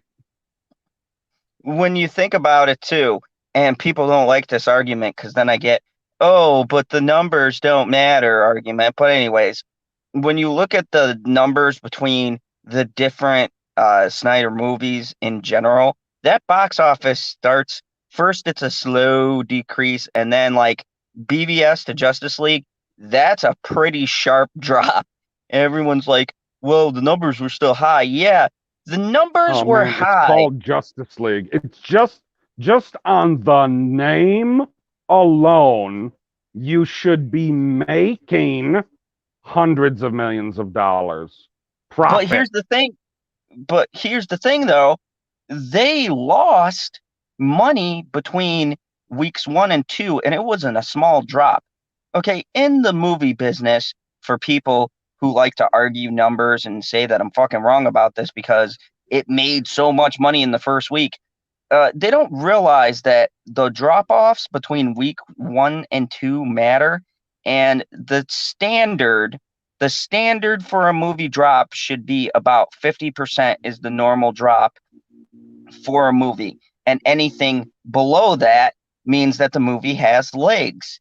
So if like between weeks 1 and 2 you have the standard should be 50 and you don't want to go above that, but you have like say a 30 to 25% drop, then the predictors, that's where they get their facts of how long the movie will be in the theater. So if let's use Justice League as an example, does gangbangers for the first week, and the comic book nerds and the Snyder fans are going, "Oh my God, it did 250 million. This thing's a monster." And then you look between weeks 1 and 2, and holy fuck, it's a 56% drop. Now some people go, "Oh, it's just 6%. What's the big deal?" Well, that's a pretty big fucking deal in numbers wise, because that's 6% over your 50% margin, which means that you're talking about a couple thousand between that they've lost because, someone told a friend and they're like, "Oh, this Justice League is Yep. meh, the villain And then it sucks." continues to compound week Yep. after week. So then you look at weeks 2 and 3, right? You have a 60% drop between weeks 2 and 3. Okay. And remember, the typical movie run is supposed to be a month or two, depending on how well it does. Sometimes 3, 4, 5, 6 months, because it's just doing gangbusters, right? So I mean, yeah, you have, Black Panther went from February to August. yep. So you have a slight drop again, right? And then you're looking at 4 weeks in, and this thing drops 70% in 4 weeks. That is fucking like a nosedive down. That means that the typical Yeah, audience has and you seen the didn't movie. start at an astronomical number. You just started at a good number. You Like, yeah, started at the 250 standard. million is good, but then you started going above the standard drop. Exactly, which means the movie doesn't have legs. And that's what people don't understand. And they just look at that first number, but they don't take into account you can have most movies will have a strong number unless you're Birds of Prey. You're going to have a number that's going to be the projected number they want to hit within that first weekend because it's the first time it's out. It's a brand new thing. It should hit that number, but the numbers after determine how much profit they're going to make. And that's the biggest one because they'll keep it in the theater if they're making more of a profit. Because after the first 2 weeks, the studio does not get money. The distributors, the major companies, even the theaters don't really see the money from that. They're seeing the money from the first 2 weeks. So if the first 2 weeks were strong and it was enough for them to go, okay, we'll keep this a little bit longer. But that drop afterwards was so sharp that it was really astounding. And it was a bigger drop off than Man of Steel, than I even mean, BVS. I was gonna say you don't even necessarily have to look at the drop. The team up movie should not make less than the solo movies. Exactly. And Period. there's this thing like, oh, the Snyder Cut's the original version. From how I'm looking at it and the little teaser that I saw, this looks like a completely different fucking movie. Like, it looks like like he's shooting another movie. You're talking about the teaser where Wonder Woman is looking at a picture or whatever it is, a mural or some shit that Yeah, somebody made Granny. on Earth of Darkseid from hundreds of thousands of years ago or some shit like that. And Yeah, and then there's a it shot cuts of to Darkseid. Darkseid for like 4 seconds or something like that, and he's just like standing on uh Apocalypse with his hand Yep. in the air like a Nazi. Yep, that'd be it. Uh, Okay. To me, I watched it. Like, I didn't realize that I was watching it because it was on Twitter. I was like, what is this thing that, because it was in that stupid freaking thing when everyone's freaking like getting at us about freaking the Snyder cut or whatever, blah, blah, blah. I was like, whatever. I was like, what is this stupid video? So I watched it and I was like, oh, that was the teaser, wasn't it? This looks like a post-credit scene. that'd be hilarious if it It was. looks How like a many people? post-credit scene. Like, we beat whoever we were fighting in the movie, just like we were going to.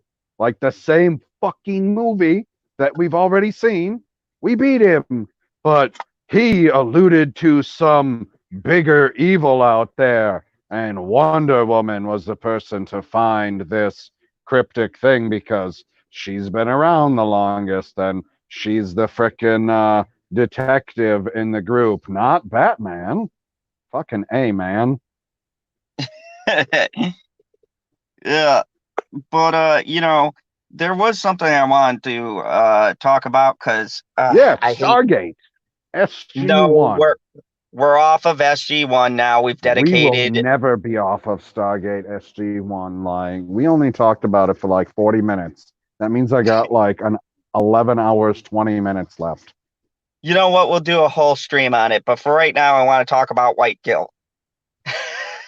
We didn't even talk about Atlantis at all. Like, I don't know what they did with that set. There's a lot of CGI in that show. They're gonna pull it out, Oh, P. We're Nico's gonna get. waiting for another rant. Oh, oh, I've got one coming.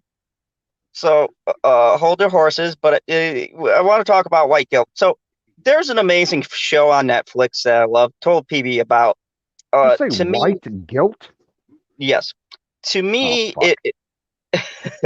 it is one of the best shows that dealt with some serious topics with humor.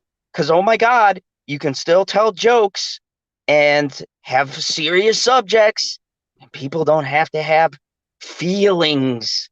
They don't have to be in their feelings. You can watch it and learn something. And this amazing Do show I was have by to? Netflix.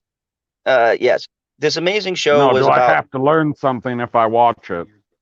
No, but you will inadvertently. Well, the unicorn So it's turned like me on to watching this. Tiger King. Oh God, don't even get me started on that piece of shit overrated show. But anyways, um, so I wanted to Still talk waiting about. for your review. Yeah, my review on it. I wanted to talk about BoJack Horseman. Oh, another show I've never watched. Let's do it. This show was great. What made this show great was it talked about a former washed up Hollywood comedian, and he was on a sitcom, kind of like one of those family sitcoms, and about how what it was like I thought it being a was a washed up horse. actor. But he was a horse, yeah. And the show is called Horsing Around. It was a fucking hilarious show. And he's an alcoholic, sleeps with all sorts of women. And I know it's kind of weird when they get into the sex because it's a horse. But I mean, it was a great I show. mean, it's not any weirder than Brian on Family Guy who has Yeah, sex with having sex. humans. Yeah, that's true. But this show, what makes it different from like Family Guy or like South Park is that it Is dealt that it's with on like, Netflix yeah, so they were a lot edgier and it dealt with like depression and and like Horsemen. and horsemen and things like that. But one of the actresses had to do what's popular now, and she voices one of my favorite characters and the unicorn's favorite character of the whole show. Uh, and her name is Does the Allison unicorn Brie. ever go on Twitter anymore? She does. She lurks. Allison Brie Oh, agree, or Allison Brie regrets taking BoJack Horseman role, and this gets so much better. Allison Brie regrets taking the role in BoJack Horseman of Deanna uh, Nugent. Has come up a lot in the past weeks, as many different actors have been reflecting about playing characters because, oh my God, we're appropriating people's race. They're It's so terrible. appropriating horse culture. No, she was the human in the character and one of the main characters. And this character is Vietnamese and she's white. So, okay, that's the kind of setup here. Oh, one of these stupid fucking people that's like, oh, I'm white, so I can't be the animated character that's a different color. It's one of these fucking idiots. That's the funny part. The character in the show is white as shit, but she's Vietnamese, or her family is, or I think her mom is American and her dad Fucking was hell. Vietnamese. And that was the whole point of the show that played into the theme of why she was depressed and stuff. And that's actually an arc in one of the Because seasons she's where she from goes to North Vietnam. Vietnam. Yeah, she goes back to Vietnam and to learn more about her roots. North And Vietnam. yes. So, It's a joke she's guy. yeah, I got it.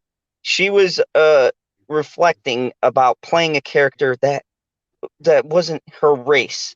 Bojack's place in this debate has been a So she should really say that was only half her race. yeah, has Or been are both her parents fully Vietnamese? no, I think her One, mom her was, or her dad dad. is white and her mom is Vietnamese because he went over there and liberated her from her northern captors. Bojack's place in this debate has been a in a constant in the conversation about white actors portraying characters who don't match their experience, which is basically a nice way of saying there are So white that people means playing different races. no, that means that it counts if you still got to be like gay, straight, lesbian, trans.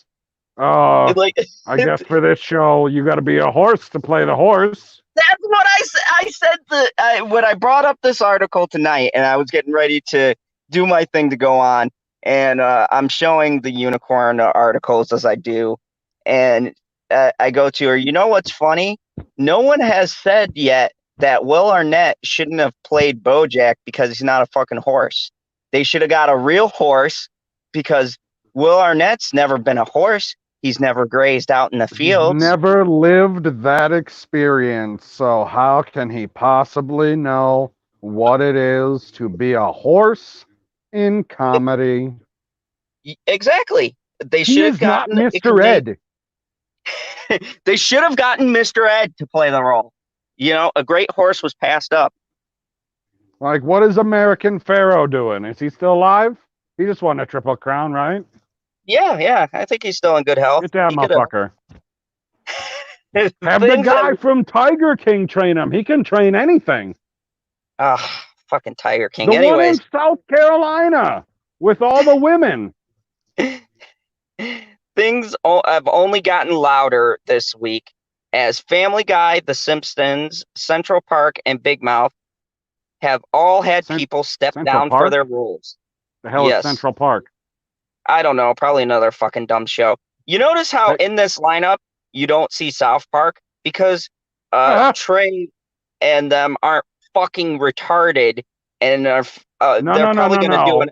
They are retarded, but appropriately. but appropriately, and they probably don't have idiots on staff who are like, "Oh, we're not 8-year-old kids in South Park, Colorado, so." No. They have idiots on staff, but they're adults. And they're probably not pussies like these bastards. Continue. For Bree, it's been a time to reflect and talk about it with honesty. In hindsight, I wish I didn't voice the character and get all of that money. I now understand that people of color should always voice people of color. She's not a person of color. She's Vietnamese and white. Vietnamese is a color guy. Vietnamese people are Oriental, and Orientals are yellow. In the show, though, she's not a yellow hue. She's white It with doesn't black matter. hair Okay, so in the and show, glasses. she's not a fucking Simpson character. That's fine. Exactly. We missed a great That opportunity doesn't to make her represent. less Vietnamese just because she's a light Vietnamese. So are But her you telling argument me is, that the albino guy on Black Lightning isn't a black guy because he's albino? Because that's fucking racist. well, I'm from Krypton. Anyways, That doesn't mean you can be racist. That's like, oh, I am from Africa, man. I can be the racist. No. we missed a great opportunity to represent the Vietnamese American community accurately and respectfully, which is kind of ironic because the show pokes fun of that stuff and that was all premise. But Really? Was the anyways, character not a good character on the show? the character was a great character and it actually spoke a lot to the themes of depression and all of that stuff. So I don't know what the fuck she's talking about. This is just like shit she's coming out with just because she hasn't been relevant since the show She's stopped talking airing. out of her asshole. I applaud all those who have stepped away from their voiceover roles and lost money. I'm sorry, roles in recent days. I've learned a lot from them. The show's creator posted a long thread on Twitter about decisions to cast Bree as Diane, and Ralphie Bob Westberg had time to show fans what he thought of the process was. And he begins, "This is something I am happy to talk about. I can tense up when asked about my mistakes because I'm worried I'll say the wrong thing. But it's a good time for me to reflect on them." What a fucking pussy. You're worried you're going to say the wrong thing. Okay, well Yep. then never speak again. I've had time to reflect on them, and I hope others seeing me do so will help them not make the same mistakes. The first few seasons of BoJack, I was asked about the casting of Diane a few times on Twitter and Reddit, but I evaded the questions mostly because my understanding of the issue was evolving. It still is, and I didn't want to give a defensive, half thought out answer. He continued, "I thought I was ready to, I'd write something like a blog, a post, a Twitter thread explaining why I cast a white actress to voice an Asian character and why it was okay. But the more I thought about it and then listened to other people, the more I felt it wasn't okay. Even in small ways, we wrote to Diana's experience as a woman of color or specifically an Asian woman. We rarely got specific enough to think about what it meant specifically to be a Vietnamese American, and that was a huge racist error on my part." The creator continued, "The intentions behind the character is I wanted to write away from stereotypes and create an Asian American character who wasn't defined solely by their race, but I went too far in the other direction. We are all defined somewhat by our race. Of course we are. It is part of us. We should have hired a Vietnamese writer and a Vietnamese actress, Jesus Christ, or if not, the change the character to match who we hired." This is the kind of bullshit that really pisses me off. Look, characters, and let's just talk about people. People for a second are not defined by their race. That is the very definition of being prejudiced or racist, is trying to define people by their race or their culture or the color of their skin. People are people. They can change. Some people adopt different customs Right. and beliefs and religious systems. It's what makes an individual an individual. And look, this is the problem with this bullshit, is that when you think like this, you take individuality out of society. This is exactly the opposite of every movement that's ever been. Look at the civil rights movement. What is the premise of that, people? It's to fight for individuality, for culture, for not defining a culture by what they look like, by what they like to do, by who, but defining them by who they are as a person. That was the whole point. And these fucking idiots are missing the point. And the idiots that are calling them out on it are even bigger Like, dumbass, and I would call them how can you racist. be on a show like this and totally miss the point of the show? And then immediately, I knew it. I said, if you're going to say, oh, I'm worried about what to say, so maybe, yeah, you should shut the fuck up. And immediately puts a fucking foot in her mouth. Hilarious. I love it. And here's the funny thing, he missed the whole premise of his show, because when you watch the show, people on the show are constantly being judged for who they are. BoJack Horseman's whole arc revolves around him thinking that he needs to, in order to make himself happy, he's always searching for something that makes him happy. He's had fame, he's had wealth, he's had women, drugs, alcohol. I mean, But he's he's a never had character. all of them at the exact same time. Oh yeah, he did. There's an episode literally where it's a two-part episode. He goes on a massive bender. It's like the series finale of season 3 or something like that. But he literally does everything at the same time. And he realizes that none of those things fill the gap that he has, because he's missing emotional connection that he can never get because of his family situation. But see, there's so many deep rooted, complex thoughts and ideas that it amazes me that the guy who created this character and all those thoughts and ideas thinks so shallow. Because you have to think shallow to think that you can boil everything down. Like in his statement, he contradicts himself. He says that, you know, he tried to write something out of the box, right? And he did. But then he says he should have wrote something from the perspective of this one character, that this one character is the whole point of the show, and it's not. The themes of the show is the point. The themes are about how you can still be depressed even with a bunch of people around you. Some of it gave people hope, like the girl, my beautiful woman, has dealt with a lot of issues as far as emotional stuff goes, and this show really hit home for She's her a because, unicorn, man. They have yeah, it's their a tough ups and one. downs. It is. And this show inspired her. And how many other people who were depressed and anxious and feel anxiety watched this show? And it gave them comfort to know there was a character, and I know specifically the how Diane many. character. I know exactly how many. 7. But how many people watch this show, watch that Diana character, and they thought, wow, she goes through these struggles and trials and tribulations, and by the end of the show, she's the one who winds up finding happiness and getting married and writing about her feelings, and finally, like, she beats it. Well, doesn't really beat it, but she finds a way to cope, where even the main character, the title character, is still kind of in a weird place. They kind of get on track, but they still got shit to work out. And she's a hopeful character.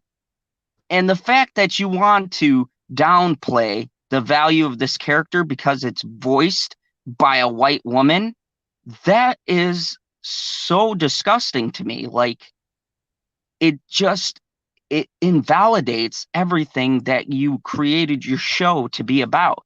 It takes away all of the good things that come out of that show and the messages that it had.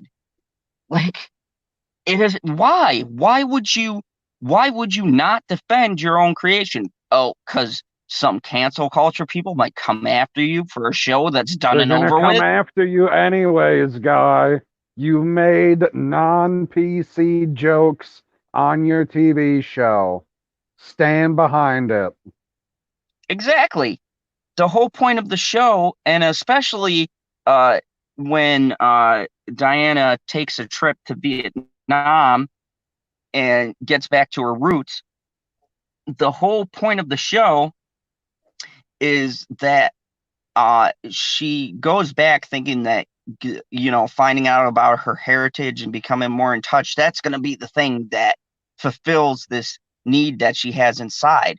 And she comes to realize that it has nothing to do with her culture, but it has to do with her as an individual, that she needs to find what makes her happy. And that was Okay. a huge thing because that Well, said so many things. It wasn't about race. It wasn't about the cultural differences that were holding her back. It was the human things. It was who she was as a person. There were things inside of her broke that she needed to fix. And they had nothing to do with race, gender, and whatever else. They had to do with her.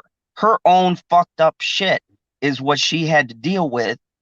And that message is more important than it's ever been because so many people are missing that point. no, it's not important. Hashtag me too. Like, But this Nico just pisses said, me off. no, Nico said, I'm a peacock. You gotta let me fly. We can all learn a thing from Mark Wahlberg. Oh, that was such a great movie. You know, That is, I will agree with you on that one. That is a great movie. and you Fight know, the me. best. Fight me, comment section. There's only one person here. But yeah, you know, I think that you know this thing is ridiculous, and people need to stop apologizing.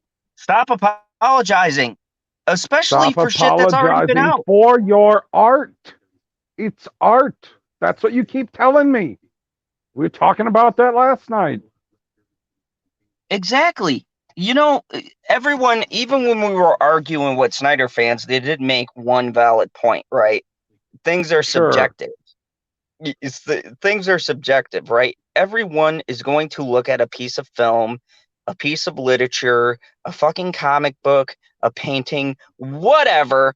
They're going to look at it and they're going to get something different out of it. And you know what? Guess what? Guess what, media? Guess what, you fucking weirdos on the internet with your fucking blue hair or whatever? It's okay to have a different opinion. It's okay if I pull something different from a show, from a painting, from a comic book, because guess what? We're all different. No, As that much is as you want, not okay. Hashtag cancel Zod. these fuckers have been trying to cancel me since the first time I ever talked on stream. So come at me. Anyways, Bruh. you know, you know, that's the thing.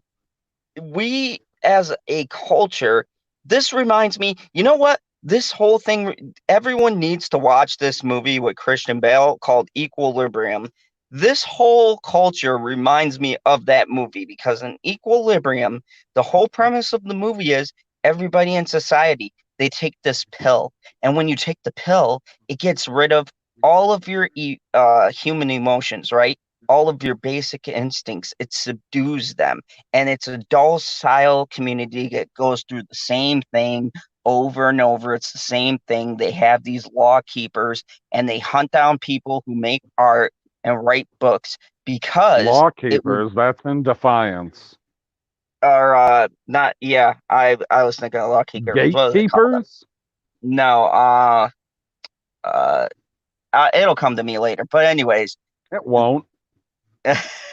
Paladin. There we go. Uh, they hunt down people, and the thing that they're hunting them down for is for art, because if there's art in this society, it'll get people to think about other things, right? And it'll get them to stop following the program.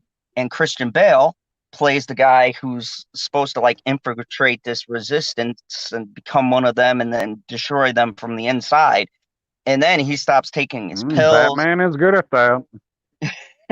He stops taking his pills, and he starts seeing that suppressing basic human emotions is, you know, it stopped war and everything, but at what cost? Everyone's the same. Everything is the same. There's no creativity. Man is not man because he's not allowed to explore his creative roots, right? And that's exactly what we're going through now. No, we're two These white guys. We can't talk about roots. Oh yeah, I'm sorry about that. Right now, they want to make everybody the same. They want to make everything the same. They want everyone to stay in their box and no one to venture out because, God forbid, we have free thought that might offend someone else over here. But look, if art is good, it will transcend race, gender, and everything else, and it'll speak to people and it'll inspire people. That's how we get what we get. That's why we have the great shows we have, such Oh, as I'm just imagining the people that got inspired by The Last Jedi. Like, oh man, I look said at the good art. artwork that I can create because of this movie. Oh, there was a lot of art created, just not the way they wanted it to. Fucking hell, man. Like, just don't be stupid. Like, I mean, points for being shiny as hell, man. Like, they definitely spent money well on making everything in that movie shiny as hell, but fuck if it ain't dumb as hell. Speaking of God Star damn. Wars, we have Star Wars confirms the first Jedi didn't serve the light side. Dun dun dun. Dun dun. Star Wars, and this comes to us from Screen Rant, so take it with a grain of salt. Oh, fucking hell. No. Is that all you did? You like went to Google and you're like, oh, this looks interesting. And you read a little bit. You're like, wait a second, I'm on Screen Rant. Too late now. Pretty much. So this article though is from they talked to someone from Disney. So once again, take it with a grain of salt because you know how Oh, Disney likes God. changing everything to fit the narrative. But anyways, Star Wars Talk has to a subtly person. it was probably the water cooler person or the paper copy guy. But anyways, Star Wars has subtly confirmed the Prime Jedi, founder of the Jedi Order, was a servant of balance, not of light or dark side of the Force. Star Wars has uh, su- uh, subtly confirmed the first Jedi did not serve the light side of the Force at all. Rather, they were agents of balance. The sequel trilogy has shown a fascinating light upon the ancient history of the Jedi Order. In Star Wars The Last Jedi, Luke Skywalker has hidden himself away in a remote ocean world of Achu, the site Bless you. of the the site of the Jedi Temple. Their viewers caught a brief glimpse of a mural representing the Prime Jedi, the first Jedi Master and founder of the Order. The mural revealed the Prime Jedi was a member of an unknown race, possibly related to the species called the Zoph, and he was also shown wielding a prototype lightsaber.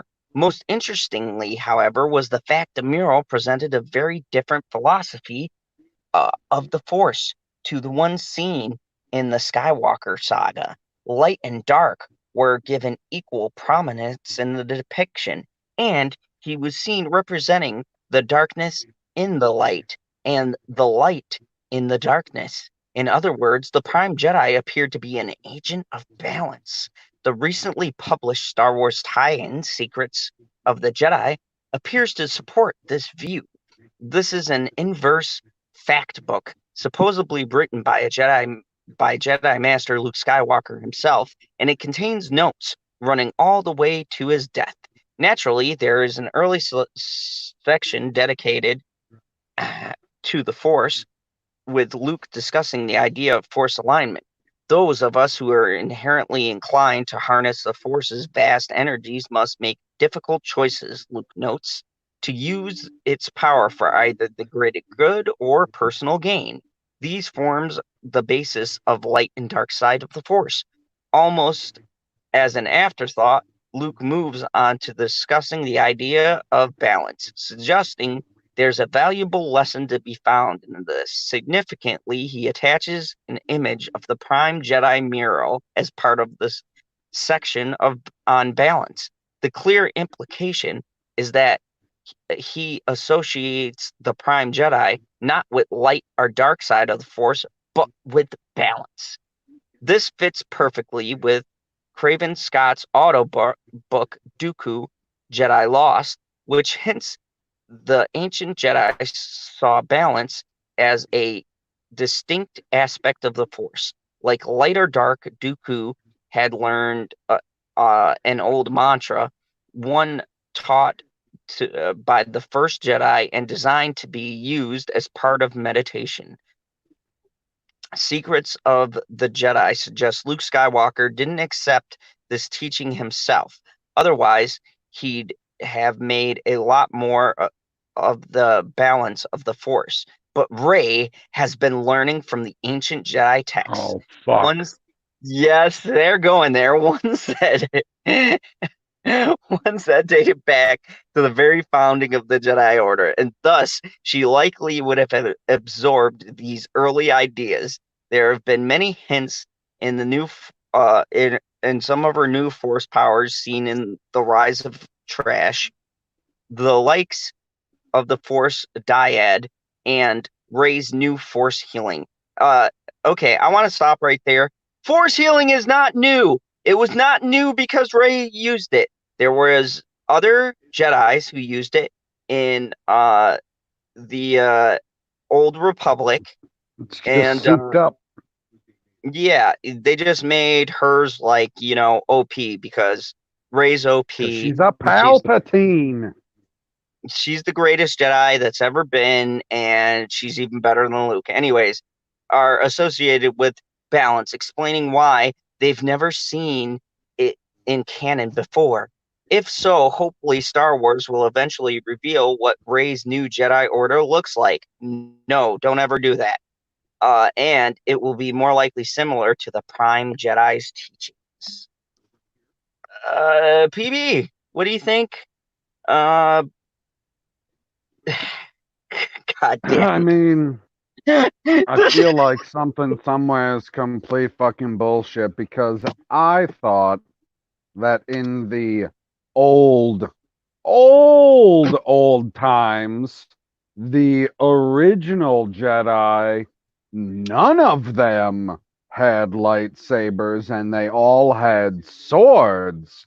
And at some point in their history, they transferred from having swords to lightsabers because there was a time when they had both.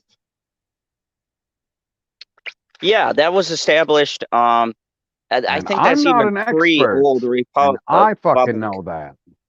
Like the people forget Force healing was actually from another female Jedi, and it was Baston or Baston. I sure I'm fucking up her name, but she had specifically an ability called battle meditation, and she could do the exact same thing that Rey can do with healing. And the reason why she was so good at it was because that was the only thing she really used. Like her main focus, like if they had a crew, she would be the fucking medic. That was her whole thing. So force healing was like her speciality. And it took years, and she used it was called battle meditation, basically. And it was even her lightsaber fighting was like passive because none of her style was aggressive. It was all about healing and shit like that. So even when she fought, it was like a passive kind of fighting. So I mean, But I mean, the big fucking takeaway that I got from this is another fucking bullshit article based on ancillary material that's meant to make you try and understand something that is counter to what's already been established. Like, that's some quality 4D fucking chess, Disney. like they've literally okay, and think about how many things that they had to put out as far as material goes to make one thing in that movie plausible. Okay, you have Luke writing a diary. Supposedly this is supposed to be relevant to Last Jedi, so it's like his fucking diary of the Force that he wrote before he died. that gives validation to why Rey can do what she does, and then they back it up with shit from The Last Jedi, and then they throw a little history in there because that mural is also in the game Old Republic. If you go to the Jedi Temple level, that mural is there when you go into like do one of the missions. You have to like it was Knights of the Old Republic 2. You like go into the temple and there the mural's fucking there. So I mean it is in Star Wars lore, but what Disney did is what they always do. They took a bit of canon and then they remixed it to make it fit their story. It's like I saw this and I was like, oh, PB will get a kick out of this because there is so much fucking shimmying, and they're still making things to make these movies try to make sense. Like, my God. I'm not reading stuff to try and make a movie make sense.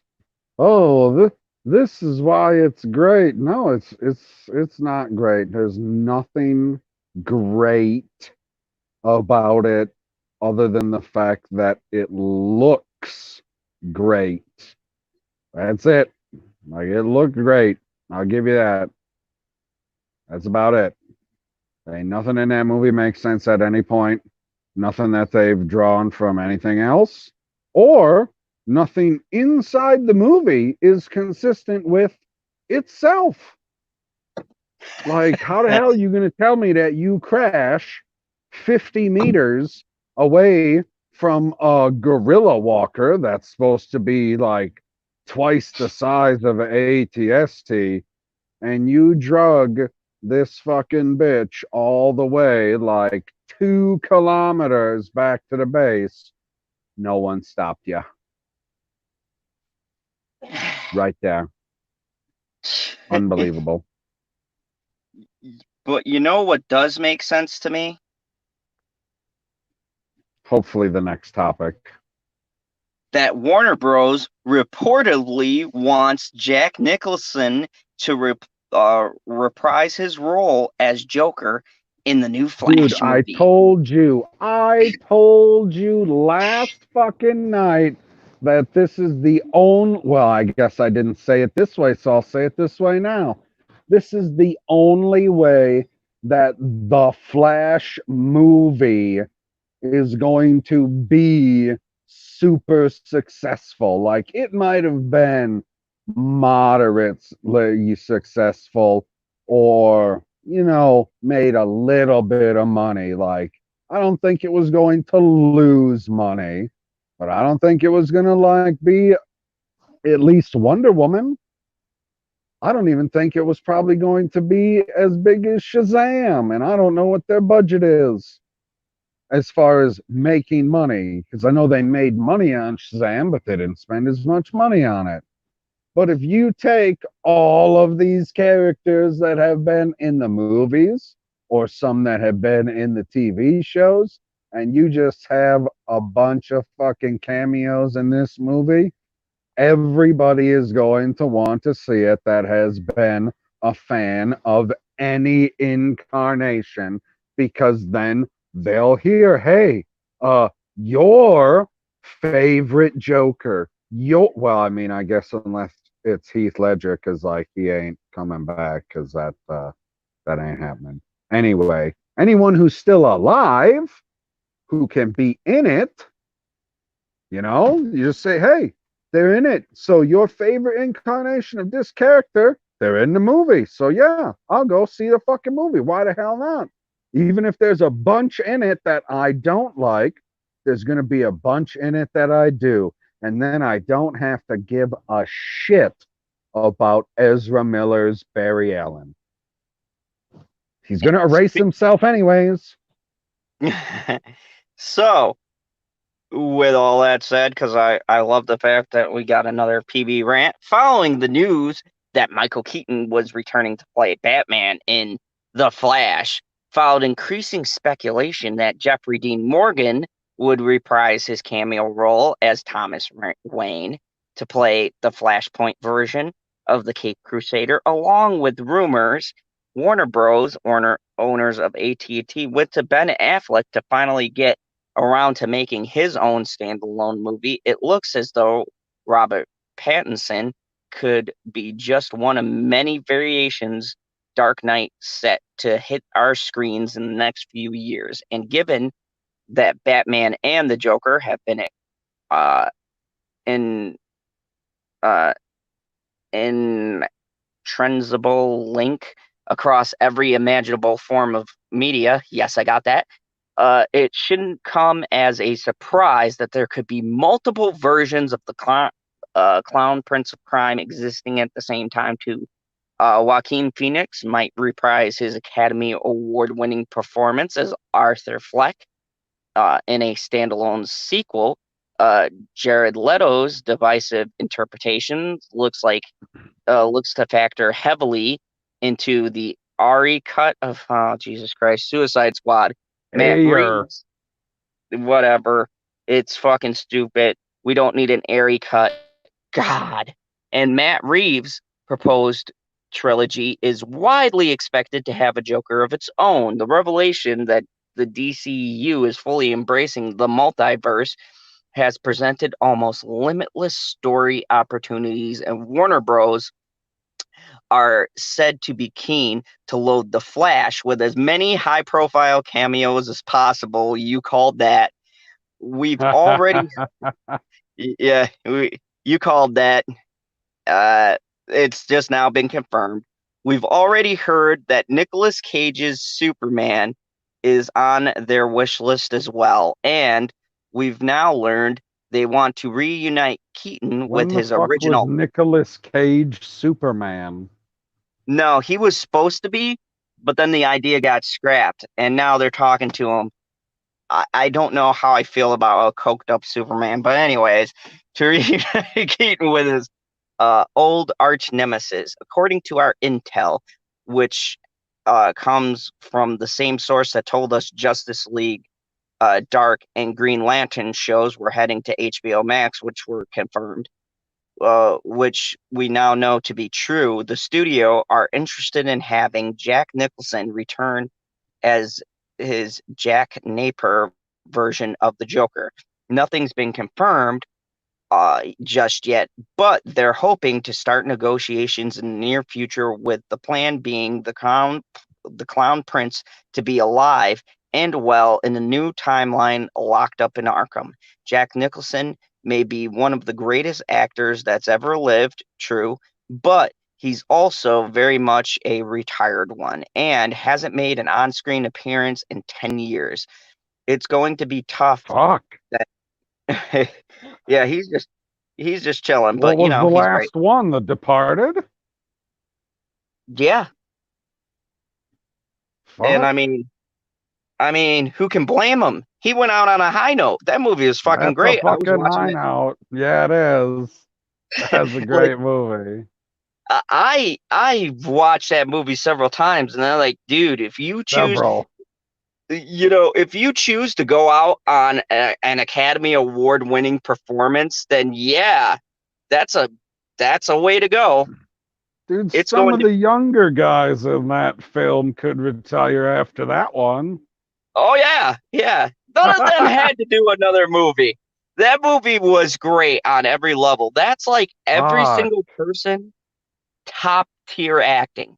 Not one person didn't bring their A game. Nobody dropped the ball there.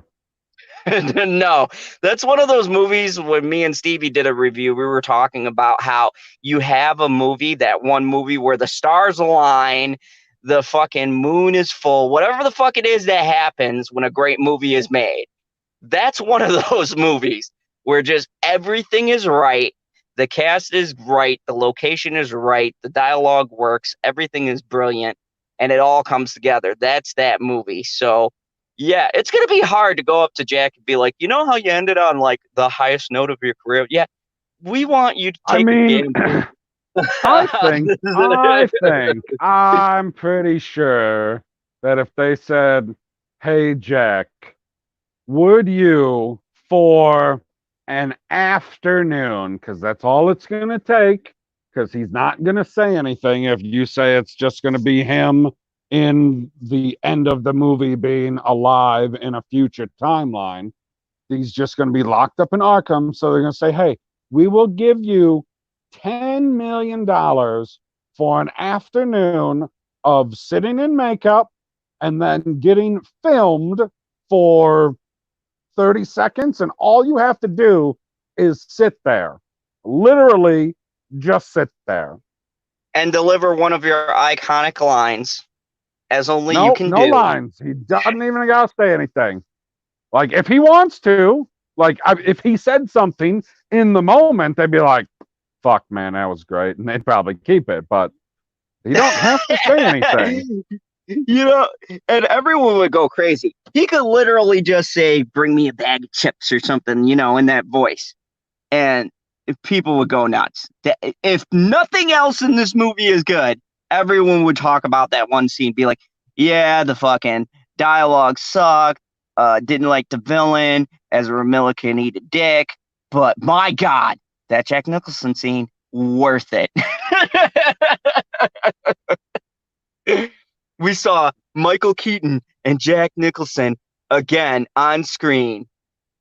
The whole movie's a masterpiece. That's how these Snyder fans think. Like, literally, it only takes one scene for them to think it's the greatest fucking movie ever Oh, made. they already know it's a masterpiece because of the teaser. They're like, see, Dark Side. I told you, masterpiece.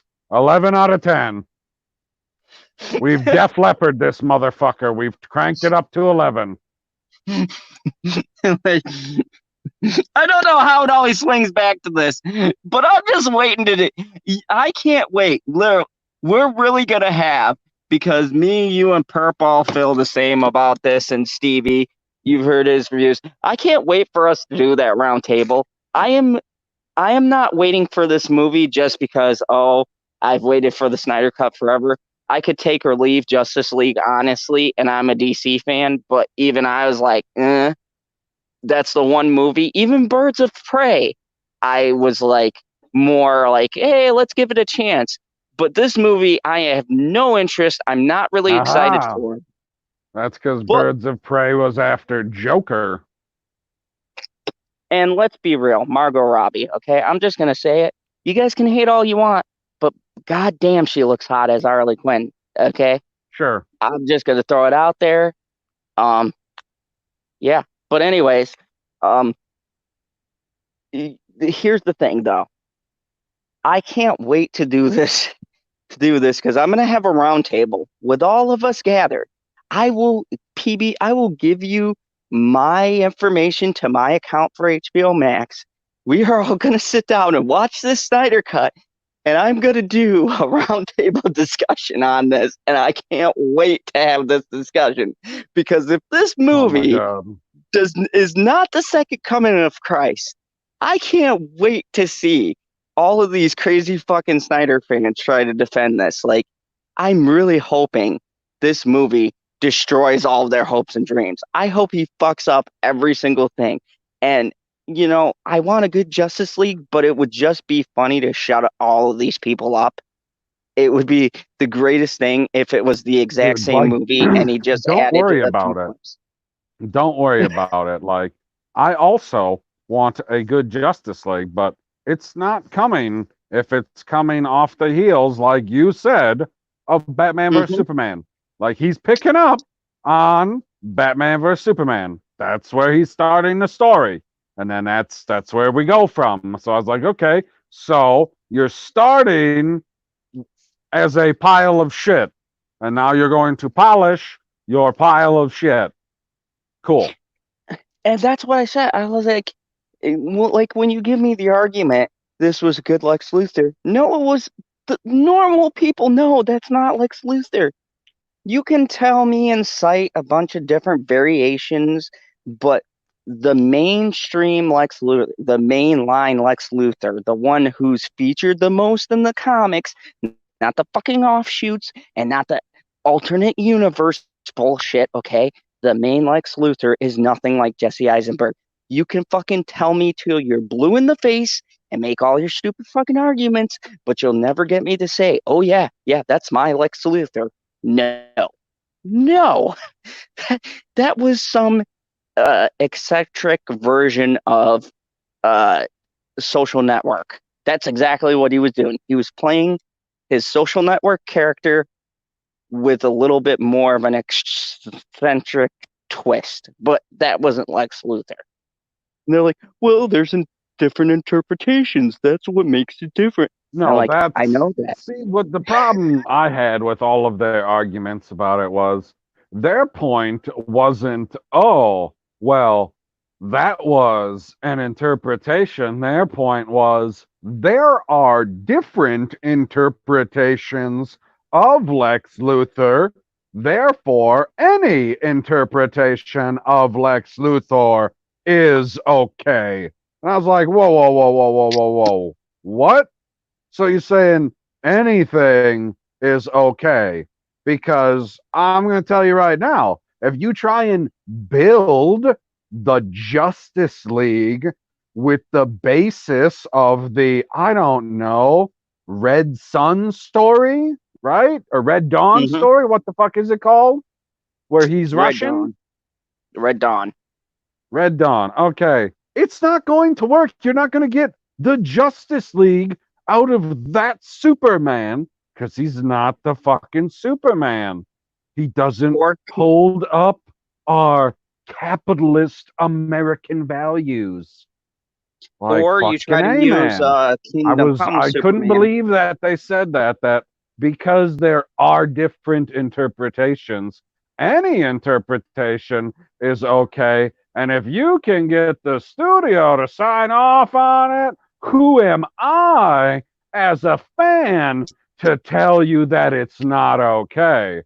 Um, that's exactly who's supposed to tell you that it's not okay. Who the fuck else is gonna fucking tell? If nobody told the creators of Sonic, like if just people, if it wasn't a thing, if Sonic didn't fucking exist and that's what it looked like, right? When it first came out and Sonic never existed, nobody would have known anything and they would have went, oh, that's what it looks like. Cool, interesting, whatever. We would have no fucking clue. But guess what? Everybody and their fucking mother knows what the fuck Sonic looks like. So when we seen what the fuck it looked like in the trailer, we were all like, what is this blue fucking thing that you're trying to push onto us? Because it's not Sonic. It's his retarded cousin, Jared. right? Like Jared the Hedgehog here. I run kind of fast. Like, what the fuck was this? So if the fans of that IP, not just the average person, because yeah, you're gonna get the randos for a movie, you're gonna get the randos for a video game that weren't a fan of it beforehand, that aren't gonna know any different. They're gonna go, oh, that's what that character is like. Oh, that's what the character is supposed to look like. But the people who are the fans, who are the established fan base, you know, the ones who are actually going to make your product profitable, they're the ones who you are selling it to. And if you just, I don't know, keep the character the same, guess what? Other people, other kids, more likely are going to latch onto it too because they're going to say, oh, what does everybody see in this character? Because I don't know anybody personally. I don't think I've ever talked to anybody. Even Lethal Lightning, I'll say it by name. I talked to him on several occasions. I don't ever remember him telling me that, oh, I love Batman and I fell in love with Batman because he is the darkest character in all of the comics. Because he's not. No, no, he's not. Nobody And would ever say that because that's not what Batman is. He's told me, oh, I've liked these darker stories, but guess what? That's not why you fell in love with the character. Because, yeah, you can like a dark story. There ain't nothing wrong with like you said, these one-off stories where, oh, Lex is actually a good guy, right? Isn't there one story where Lex is a good guy? I mean, shit, I'm watching that one freaking Apocalypse War, Justice League Dark Apocalypse War, and Lex is in the fucking Justice League. I was like, what the hell happened? Yeah, and that storyline actually came from other connected movies because I know how you like connected universes. So I mean that was I know. actually a Apparently, I storyline. started at the end, which whoopsie daisy. I kind of did the same thing with Stargate because when I started watching Stargate, I started at the end of season 4 of Atlantis. Oh boy. Yeah, you missed a lot. And he's like, Like, hey, it was based off this. That's what my good friend told me. And I was like, oh, I thought that was like similar to Star Wars and Star Trek, where it's like futuristic, where it's not necessarily in the future, because obviously Star Wars isn't in the future. I can read the opening crawl. I get it. But they have spaceships that go faster than light. That sounds pretty fucking futuristic to me. Anyway, like that's what I thought Stargate was like. They're like, no, it's not futuristic. They got P90s, MP5s, frag grenades. It's not futuristic. I was like, oh, okay. So when I watched it, I was like, fucking A, man, this is where it's at. Like, don't ever ruin these fucking characters. Yeah, go ahead and sell it to somebody. Go if that'll get me more of it, do that. But you can't be ruining it like the way that I think that Zack Snyder ruined the integrity of the character of Superman and Batman because he was specifically in charge of those two because he did Man of Steel and Batman vs Superman, right? yep. See, I Yep. take the So he counterpoint. introduced them. I take the counterpoint. I don't necessarily think he ruined Superman. I like the direction that he took the character by making him a little bit more melancholy. I thought it added a little bit more Okay, hold depth. on. Let me clarify then. I still stand by he ruined them. He ruined Batman way worse than he ruined Superman. That's fair. I Okay. and even for Batman, I wouldn't say that he ruined them because I know where he took the story arc from, but I would say he took what was designed to be a sort of alternative Well, because I mean, he no, stated I that it's from from from talks that we've had before, I understand where he took the story arc from too as well, except I don't think that he understands where he took the story from because it doesn't make any sense in his story. exactly. See, Ben Affleck is, yes, an older person, and he does represent a more weathered Batman. But the storyline that he took it from, Batman in that storyline, if you guys don't know, that's from Dark Knight Returns, very famous Mark Miller story.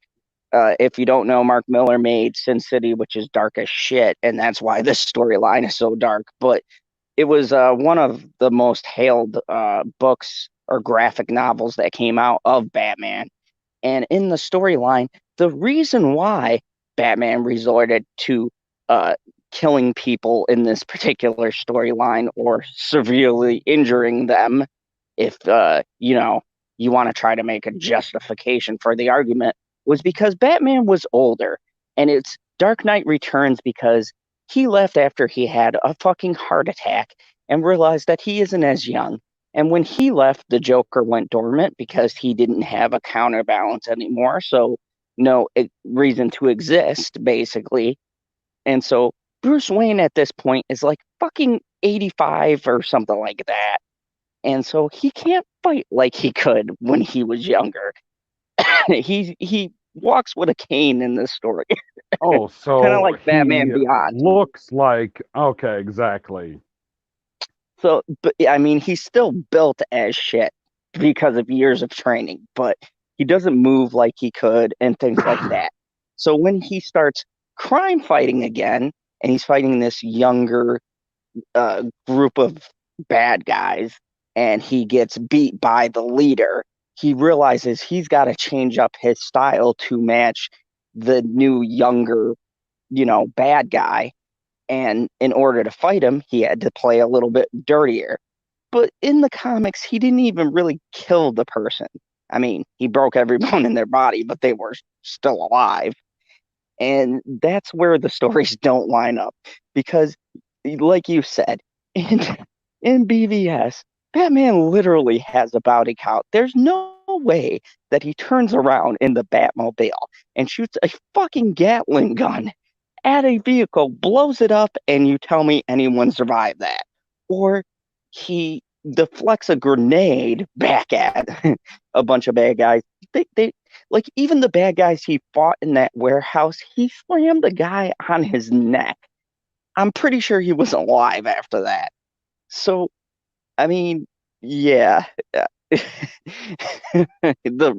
the interpretations were much more dark, and it No, was and then like one more argument I got from the guy or one of the guys, I don't remember which one it was. They're all pretty irrelevant to me, which I think they thought they were getting under my skin, but I'm sitting here reading all their responses. I'm just laughing my ass off to all of this stuff. Like, you're just pushing this video up the algorithm, so thank you, you fucking idiots, but whatever. He says to me, he's like, well, in the movie, he makes it clear that Batman knew that he was in the wrong. And I was like, okay, so we obviously didn't watch the same movie because in the movie that I watched, Batman at no point thinks that he's in the wrong for any of the people that he's killed or that he's tortured or anything. The only reason, let me repeat, the only reason he stops doing that is because he, by himself and with his band of merry men that he's collecting, cannot take down Steppenwolf, and he needs Superman. So the only way to get Superman on board is to stop doing all of these things that Superman doesn't agree with. So he's like, oh, well, I guess I better stop doing this because Superman don't like it. Not because I think that it's wrong, but because Superman thinks that it's wrong. At no point does Bruce Wayne or Batman in the movie say, you know what, guys? When I was killing them bad guys or when I was torturing, I was totally in the wrong. And I feel a bunch of remorse for those guys and their families. Like they were just trying to support the extra children that they had, and it's all that they knew. And I took them out, and I feel real bad about it. Like, when did that happen? That didn't fucking happen. You watched the ultimate cut. I never watched the ultimate cut. Is there a fucking scene where he's all remorseful for all the bullshit that he went through for I don't know how many months he was killing and torturing people? And does he apologize for all that shit? no. As a matter of fact, one of the plot points is they show the Jason Todd suit, which is from Family Ties, I believe was the name of Oh the yeah, comic I art. know. They show the fucking Jason Todd suit. Oh, Robin died, so Batman's a murderer. What? No, no, no, no. This is just one of the things. See, several of the people had died, which has changed Batman's mind state. But see, even that is bullshit because in those arcs, uh, Joker did those things, and he still wouldn't kill Joker. And see, that's the point you're bringing up. The whole point is, and it's even said in the infamous Christian Bale Batman is supposed to be a symbol, and the whole concept of the character is he doesn't cross that line. That's like what Like makes him he he Batman. is not the Punisher. He is and I will say this only one time, superhero. yes, Punisher. People forget the Punisher and Batman. Why they're so vastly different is because Punisher is not a superhero. He is an anti-hero. He does heroic things that happen to be in line with whatever the fuck his mission is at the current time. And yes, he does have a very morally gray, dingy compass that at some points does hit its moral mark, where there'll be certain situations where he won't do something because, like there's a little kid and his family died and he saves the kid rather than completing the mission because, it's something from his past. But he will shoot someone in the head, go eat a burrito and have a good night's sleep and not think twice about it. Batman will not pull out a gun and shoot someone in the head. Well, Punisher will. Batman will pull out a gun and shoot someone in the head, but then his grappling hook will bounce off your forehead. I mean, no, let me clarify. He won't shoot a lethal projection that will kill you into your head. I mean, he will carefully aim his grappling hook at the top of your head and it'll be fucked up for a while. You'll have a couple of migraines, but you'll be all right. Punisher will put you down. As a matter of fact, in the Netflix Daredevil, he says, when I put someone down, they don't get back up. He forgot the ever part, but you get the picture. He doesn't he's not a hero. That's the difference. Whereas I'm gonna have to stand by that creative choice. I don't feel the need to add the ever, and I feel like it still has as much, if not more, impact. Like if I say you don't get back up, to me that means ever. Because yeah, the Punisher puts people down. Batman puts people away. Like in Arkham, like they built a whole thing in the Batman universe for his villains to get put away in so that they can escape so he can fight them again. The Frank Punisher kills Castle, people. Frank Castle, they built nothing. He goes to a location and whatever happens, happens.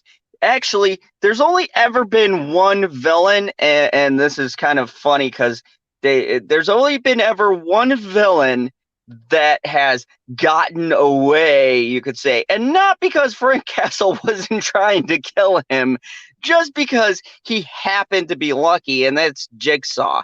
Is the only, I'd say, Joker-esque villain that Frank has, or continuing villain, because he's had been in a lucky situation where like shit's blowing up and Frank's like, I could kill him or and die in this explosion, or fight another day and we'll meet again. That kind of a thing, but never like not trying to kill his arch nemesis. Like he's actively, he put his face in a fucking thing of glass. So I mean, he's tried to kill him. He just hasn't been successful. Whereas Batman has actively tried not to kill the people he's fought. So, I mean, huge world of difference. And that's how anti-heroes operate. That's why they're anti-heroes. Deadpool is an anti-hero because, yes, sometimes he will let the occasional villain go or he won't be able to kill them. But You when mean Deadpool Captain fights, Deadpool? yes, when Captain Deadpool fights someone, he he's pretty much going to kill them. As a matter of fact, that's the whole contention of arguments with the X-Men is that like, hey, you're a mutant and we have this mutant group and they think like you're an X-Men but you're not and you're killing people, so can you stop that cuz you're giving us a bad name kind of a thing. But yeah, you got way off track here. But yeah, these people Did are we fucking stupid. though? No, it was a fun sidetrack. But speaking of things that are not fun, we're going to go to People magazine because we're we're going to talk about someone My that's God, going to this be. isn't the last thing yet. No, we've got like two more articles. Okay. Kristen Kristen Stewart, the person who's supposed to play Princess Di. I found this article and just had to read it because, folks, Ooh, this is our going to be. favorite Charlie's Angel. Uh, I hate to say it, but in that movie, she's probably the only good thing. And when Kristen Stewart is the only good thing in your movie, it's not a very good movie. And Sir Patrick Stewart was decent.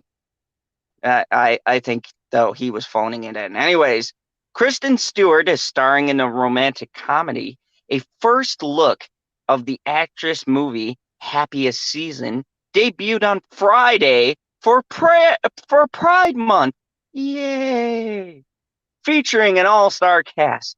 Joining Stewart in the photos was Dan Levy, Mackenzie Davis, Auburn Plaza, Victor Gaber, Mary Steinberg, and Mary Howland. The director, Chella Duvall, who all held either pride flags, signs reading equality, or pride tattoos on their face. The Twitter account for the upcoming movie out on Thanksgiving read happiest hashtag pride from hashtag happiest season in theaters this Thanksgiving.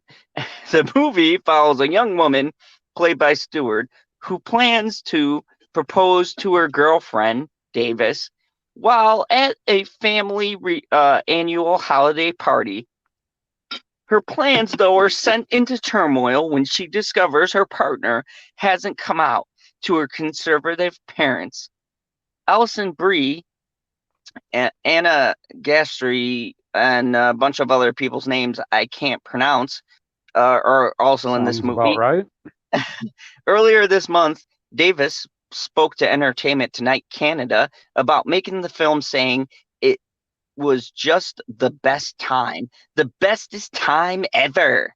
It was really, really like an experience. It was such a special experience. Davis said it was Duvall's goal to make this movie that you'd want to watch again and again every year. Doubt that. A romantic comedy that just happens to be about two women, and she did that. Davis continues. It just normalizes what is already normal but hasn't been represented much by Hollywood or major movie studios. There's never been another gay movie. Nope. Never we've had female couples. Nope. This is the movie you have to see Thanksgiving Day because Dude, everyone I've in the seen this alphabet movie community. already with fucking Katherine Heigl not coming out to her parents, and I don't remember what the name of it is. I'll tell you in a moment. Most trusted sources, yes. This is actually from People magazine. Uh, you can pick whether you want to call them a legitimate source, because right about at this point, they're about as legitimate as Screen Rant. As a matter of fact, Screen Rant has actually had sources tonight, so yeah, you pick your poison on that one. But yeah, this is our new Princess Di, PB. They're probably gonna have a gay arc in there that was never true because Princess Di slept with a bunch of men. That was the thing.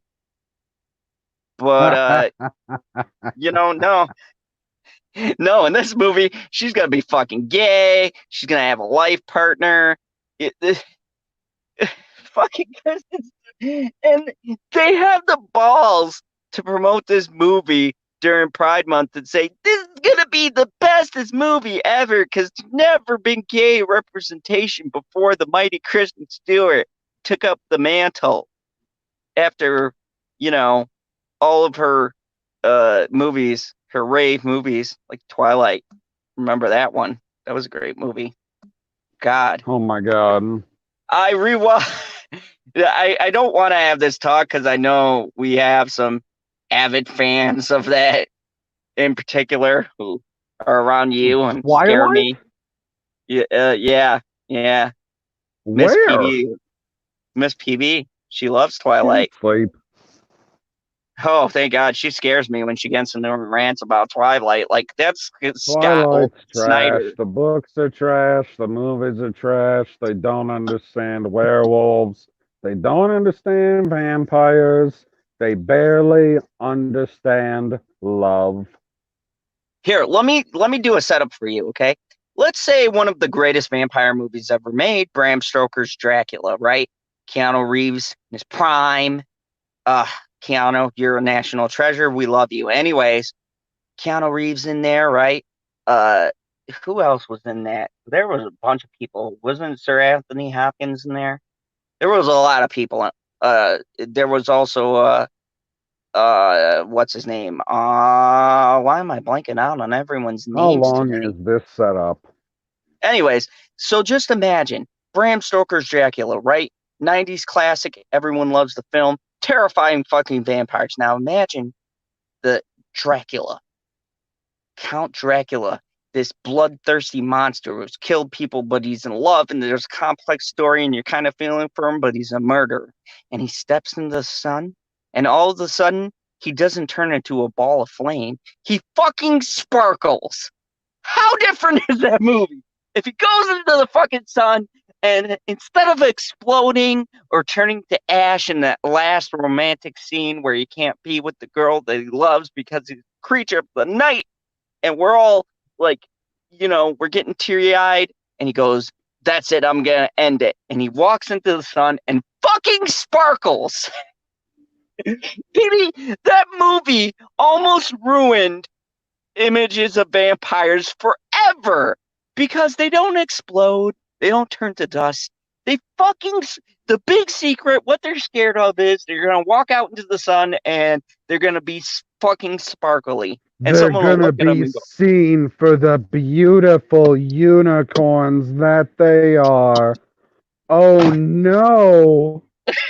like, the werewolves look like they're on steroids. I Okay, mean, so run away for 100 years and then come back because then everyone will be dead. Like you just gotta run for 100 years and then you come back because you're a fucking vampire and you live forever. Like what kind of fucking weakness is this? like, like, oh my God, none of the mechanics in that movie for vampires made sense. And the greatest one was that last piece of shit movie where Edward's like, "If I have sex with you, Bella, I might hurt you. So let's play chess on our honeymoon." That's a divorce, dude. You just got married. Kristen Stewart's been depressed for like 3 movies. You got to get it in, or she's gonna fucking off herself. And he's like, Oh "No, shit. let's play chess because that game Like brings she ain't everyone together." necessarily my cup of tea, but just fucking get it, vampire boy. Come on now. We know you like got the even stamina.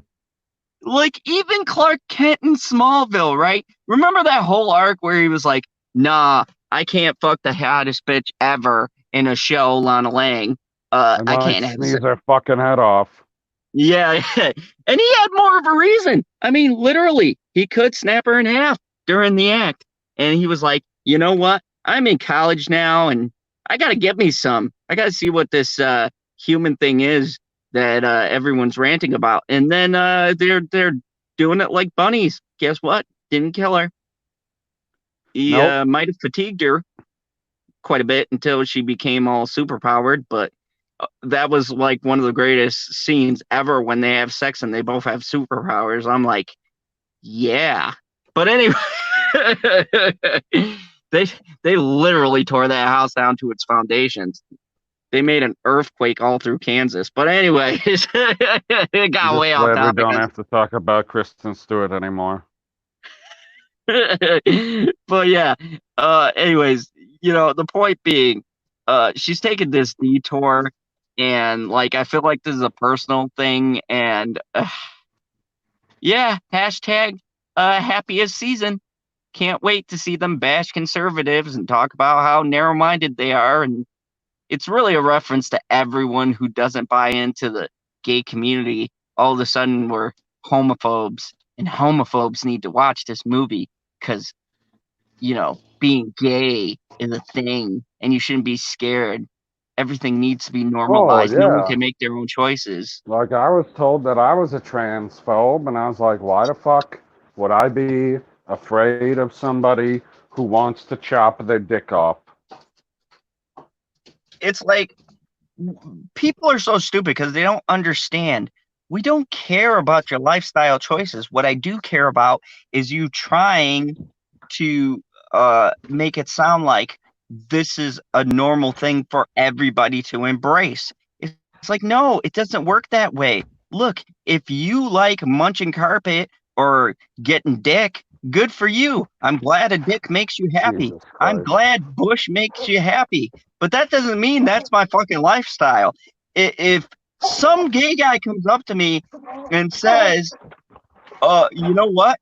I just discovered the best thing in the world. I'm like, oh yeah, man, what's the greatest thing to you? I love dick, bro. I like taking dick in the ass. It's the greatest thing ever. Jesus Christ, man. Right? If I get one of those confessions, I'll be weirded out, but I'm not gonna go, oh my God, you like penis. You might go after my penis. I hate all gay people. It doesn't work that way. Okay, maybe I thought some that's people might. exactly how it works. Like, if you don't like a show that has a gay character, you don't like the gays. No.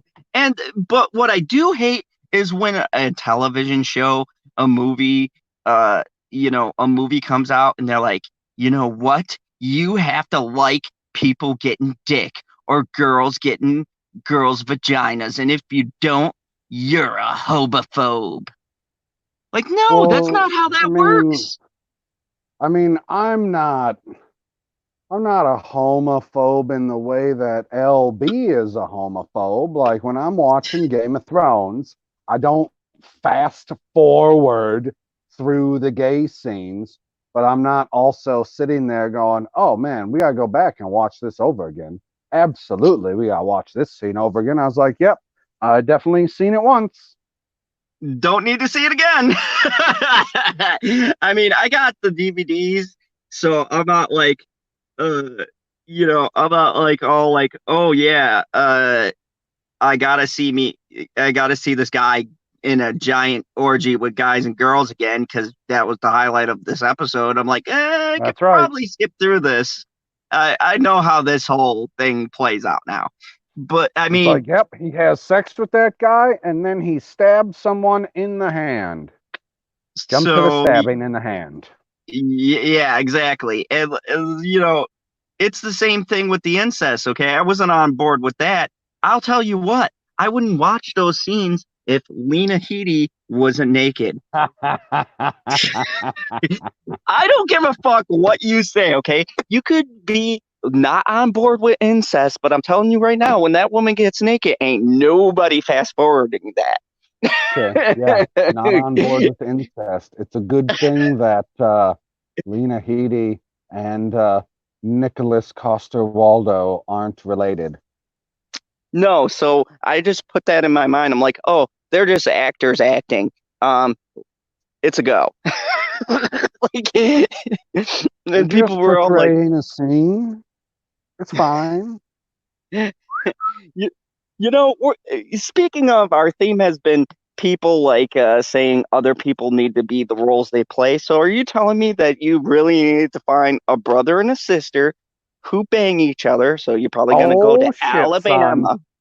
Oh my God, how are we going to tell any of these stories? Be like, Game of Thrones needs to be reshot. They need two incestuous related um people to do those scenes. They were inaccurate.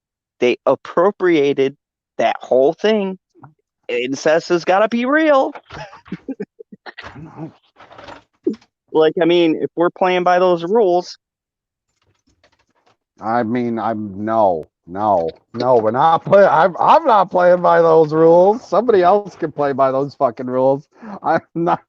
Hey, so this story calls for some incest. So if you could go ahead and call up your brother or sister, that'd be great. And then whatever actor is going to look at you and be like, either absolutely fucking not, or they're totally fucking insane and be like, okay, I guess you're dedicated to your craft. Like, you're a fucking psycho. It was just art. It's just art for a movie. No, you're having sex with your fucking sibling. Like, that's not okay. No, no, I no. don't That care goes what the fuck it's beyond in. art. This is supposed to be fake. Like, nobody in Game of Thrones said that it was okay, except for the two people doing it. So probably wasn't okay. Jamie Vick has a good point. When we brought up the thing about the gay community, she says the fact is that for as much as they say that everybody knows somebody is someone who is gay, the gay community only 1% of the population, and that's a very true fact because we like to have facts here. So, Usually. yeah, usually, unless my raccoons dig up some sources. And Bitchy, I'm not ignoring you. I see you there. I'm just Oh ignoring. no, I'm letting the dogs out, so I only have my fucking phone that's in my ear on me, so I can't see anything that's going on in the chat at the moment. I didn't realize that I was ignoring Bitchy Unicorn. We were talking about her earlier, rainbows and unicorns and everything nice.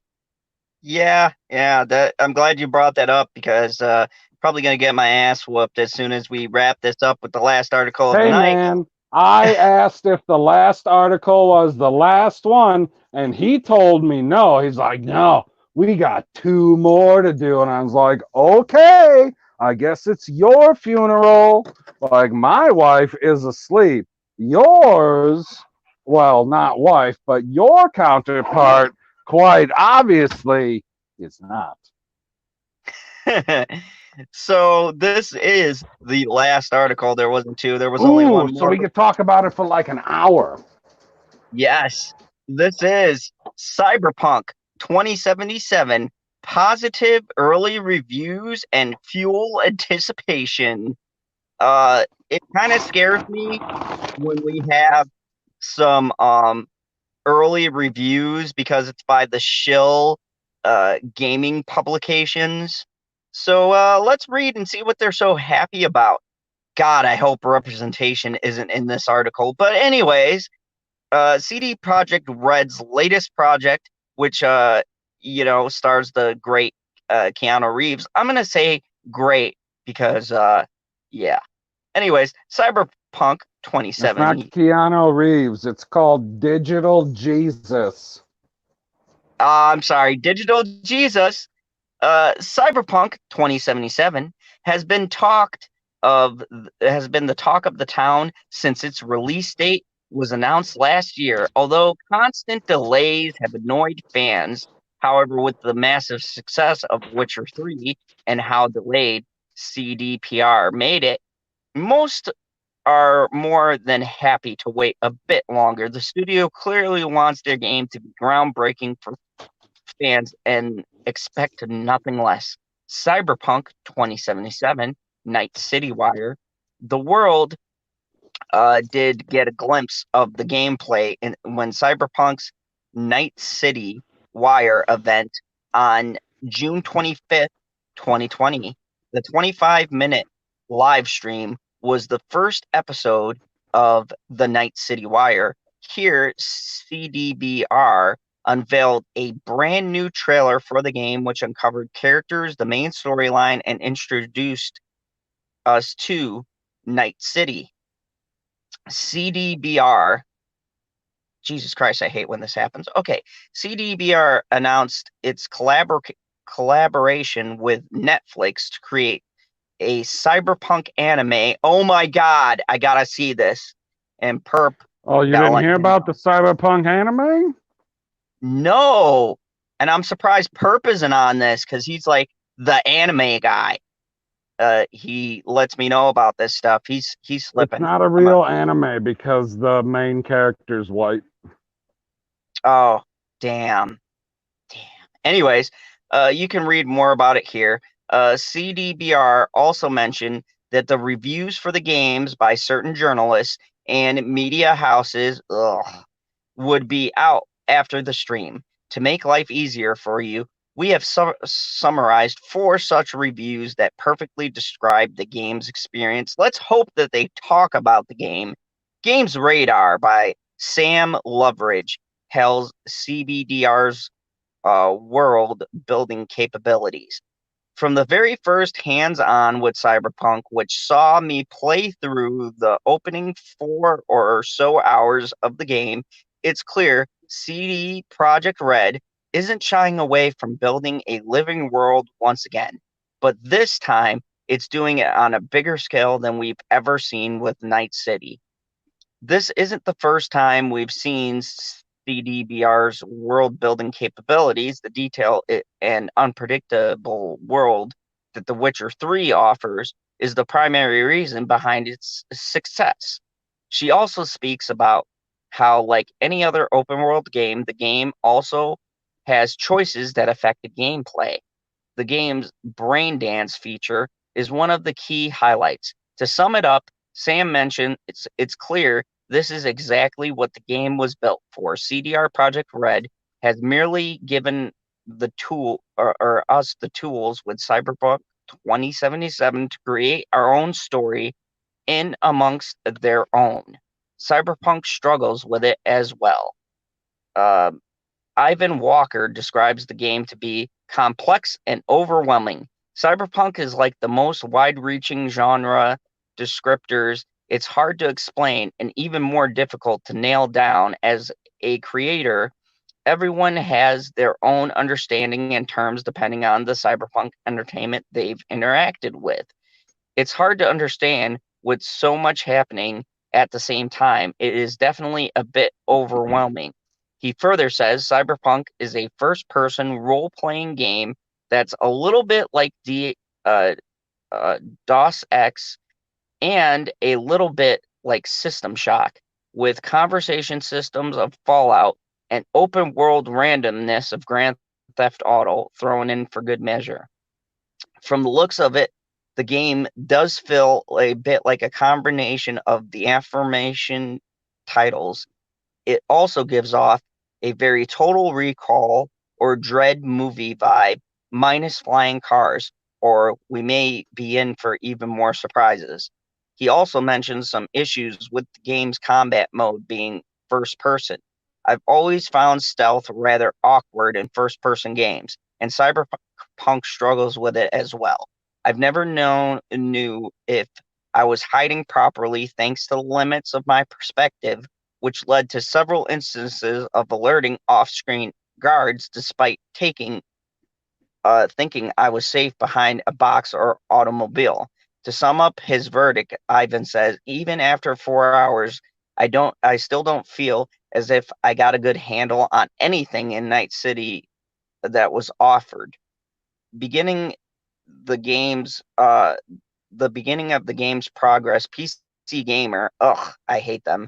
Cyberpunk features 3 distinct life paths which determine your starting area and your relationships in the world.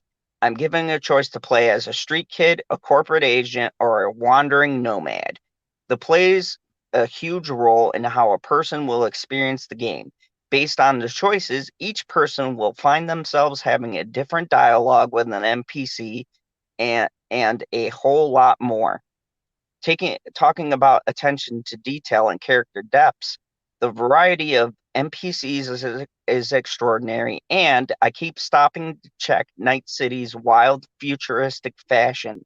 I see transparent vinyl coats, fluorescent track pants, elaborate high top sneakers, visors, Hawaiian t-shirts, shiny metallic leggings, and all matters of customized colored mechanical limbs.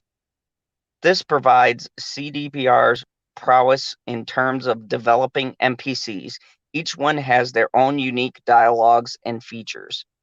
As he explains his journey through the preview, he goes to explain every single detail that he is exposed to. To sum it up, he writes, the rest of the city is dense layered, brimming with distractions, as well as Cyberpunk 2077 is going to devour a large chunk of my life. The game has 7 districts, with every single one of them being this extensive. Prepare to lose track of time while you play this game and explore Night City. Impressive to behold. GameSpot feels that the similar stories in Cyberpunk potentially have much bigger impact. He also mentions how impressive the setting was, and there's a bunch of stuff about the setting. Uh, Reviews mentioned the different combat features are interesting NPCs, the extensive Night City, the impressive storyline. This is just a peek into the world of Cyberpunk 2077, and we can't wait to see the entire game in store for us.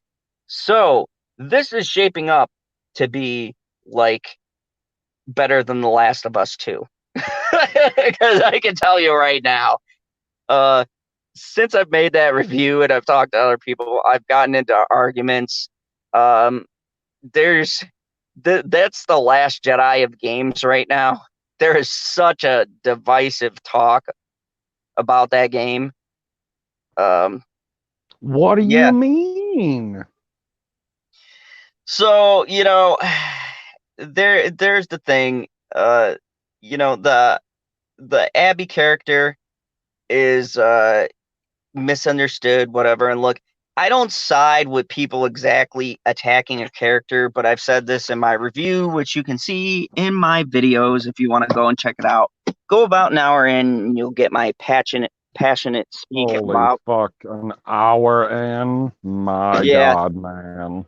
it's like about the hour 5 mark when I talk the story. But here's my biggest issue, and this is what makes this game different from this one, is that your choice as the player was taken away. And that's my biggest problem with this game, is that people should have had the choice to get attached to the character.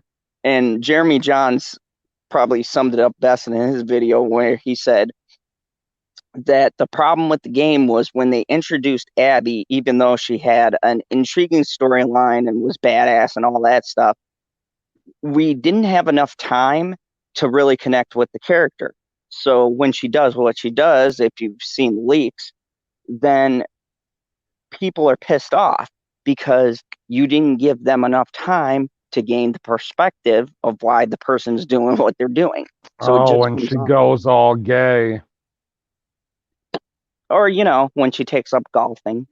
Um, you know, the problem with the game is that they want this strong character, and that's fine. You can have a character that looks like uh Big Papa Pump, uh but if you don't give people if you don't give people Sorry, I context. was laughing at what was in the chat because I was referencing you reading the article and I said he's finally done. Bitchy Unicorn said he usually finishes so fast, LMAO, if you know what I mean, LOL. So anyways, No glazing comments. I'm gonna take the media route here and go no comment.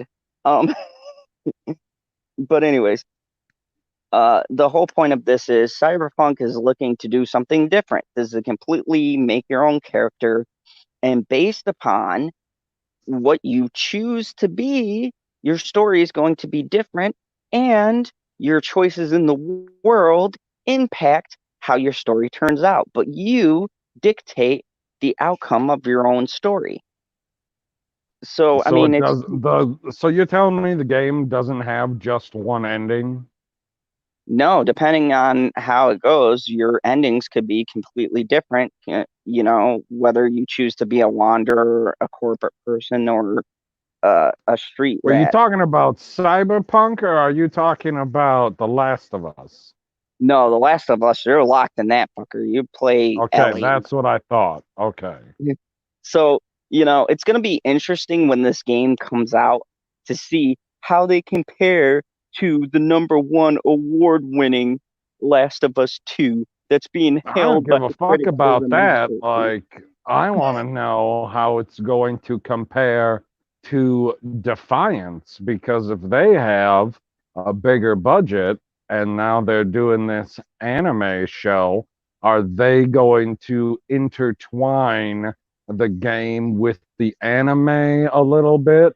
Or are they going to have them be completely separate the way that Pokemon does it, where you have a game that's built off of the same base, and then you have an anime that's built off the same base, but they have nothing to do with each other at all. You know, I think that the best, and you brought one of my favorite games up and, shows. I think that Defiance was revolutionary because they directly made the games world affected by what was going on in the story. Like, if you watched Defiance and played the game like I did side by side, they would have events that literally coincided with the storyline that was going on in the show. So, like, if Nolan 1 week went on a bounty hunt, there would be an event for that in the game. Right. And at that time, that was a pretty like new So that's what I'm concept. saying. Like, if this game is going to be just a big open world game, are they going to have stuff in it that intertwines with their TV show? I think it'd be a smart move and it'd be easier because Defiance did the same thing, right? They had to create your own kind of character. And when you do that, you're not held down by a title character or a lead character that the story's focused around. It's you basically, or how you choose to Right. And mold your then character. it was just a matter of, I guess, if they could afford to bring in the characters, or if they were splicing audio from the show in, because I know that like Nolan and a lot of the characters from the TV show Defiance are directly in the game, but I don't think that you're going to get Keanu Reeves, who essentially did a movie role. Like, that's the amount of work you got to put into doing a video game. I don't think he wants to do that twice and then have to I, keep like coming back here and there, be like, oh, we added a new level, or we added a new part to the world, and we need you to come back to do a couple lines to like intro it or something like that. I mean, maybe he would be willing to, but I would think that that's something where you either got to use some existing audio and make it work, or you just got to not have the character show up. I think it'd be interesting. You could have him cross over into the anime because anime is just all voice work.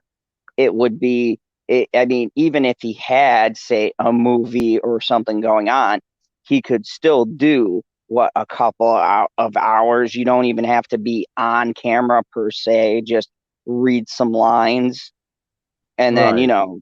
they do a scene. So it would be totally possible for him to you know, make some audio clips to go along with whatever's going on and then to just, animate it. So you could totally cross over or have a little cameo in the anime to connect the game. That would be cool. It'd be great. So, I mean, before we go and stuff like that, to kind of cap things off, what are your feelings? Are you more excited than, say, The Last of Us 2 to I get your hands on mean, the scene? I was more excited 2 days ago, the first time that I heard that. I don't know. I was looking on Twitter, and I don't remember who the first person I saw that said that Cyberpunk has an anime TV show coming, and I was like, oh. And the first thing that I thought of was Defiance. I was like, oh, they're gonna have a TV show starting up at the same time that their video game is starting up. So I don't know how connected they're gonna be, but maybe pretty connected. They could be directly connected like Defiance, or they could be vaguely connected like Pokemon. Either way, it seems like Cyberpunk is going all in on the multimedia strategy.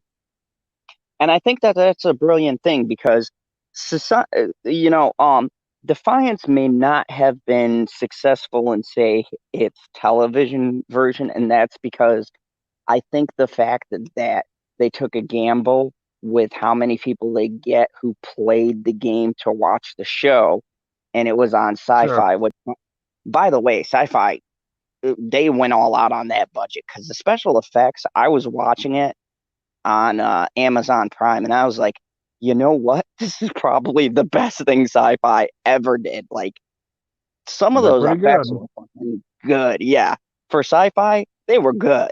Like sci-fi has only done 3 shows that I can think of that were ever like looked like they were well produced, and that was Defiance, Stargate, and Battlestar Galactica, the new one. Were probably the best looking shows that have ever been on I sci-fi. mean, what about the didn't the Expanse start there? Yeah, but see, here's my feelings on The Expanse. It wasn't that the show, I mean, the show was pretty top tier quality for them, but I think more because Thomas Jane was in it and the acting, there were a lot of good actors in that. The acting and the story really hold that show up. It looked better when it got to Amazon. Holy fuck, the visuals are night and day. I was watching old episodes, right, to catch up, and then I look at the new season. I'm like, holy fuck, they got an infusion because the ships look better. The shots are, I mean, for the time, and the fact that it's on sci-fi, yeah, they definitely put some money into it. But you could tell they were really struggling to shoot some scenes. Whereas Defiance or Battlestar Galactica or Stargate Sg-1, especially Stargate and like Atlantis and Universe, their quality gets better as the seasons go on. I mean, look at SG-1. The first season was pretty good, decent, but the second, third, and then you go on, holy fuck, the visuals just get better. Like the ships get a Yeah, lot that show better only gets looking. better, that's for sure. By the time you get to the end of the season, there's all sorts of crazy effects and shit going on. And I mean, I'm a huge fan of the replicators or the replicants or whatever the machine, Replicators, you had it. the replicators. They're my favorite. And dude, even them, like from season to season, like how they started looking better. So, and keep in mind, this is Netflix, so that anime is gonna look fucking spectacular. It should. I mean, Netflix, I give them one thing. They might cancel a show, but if they bring a show on, it's guaranteed it'll get another season, and it's guaranteed they're going to put money into it. So, I mean, it's going to be interesting, and this game looks amazing. So, I'm looking forward to it. I want to get the limited edition console that Of course with you the are. well, you got to go big for it. You're But gonna have to anyways, cut back on your Strike Force fund. You might want to start saving that money now. oh God, yeah. And this is the worst time because they just announced like 3 new characters. I got Oh all of my X god, Force. man. I got all of X Force, but I need to get X-23. Like, if I don't like get X-23 belt, then it's just it's not gonna work. My Cable, my Deadpool, uh, what's her face, Domino, Oh and yeah, Nagasaki. you don't want to lose your top 100 ranking. That would be disastrous. Nah, man, that's like my top 100 ranking. They say money can't buy you position. I would beg to differ. Like, there's a lot of people that are like, you brought everything to get your rank. I'm like, duh. That's how this works. Like, yeah, you can play for free and advance. You just won't advance as high as me. You know, I'm I'm fighting teams that are like in 50, 60K power right now. Like I think my highest person is Doctor Strange and he's at like 60K.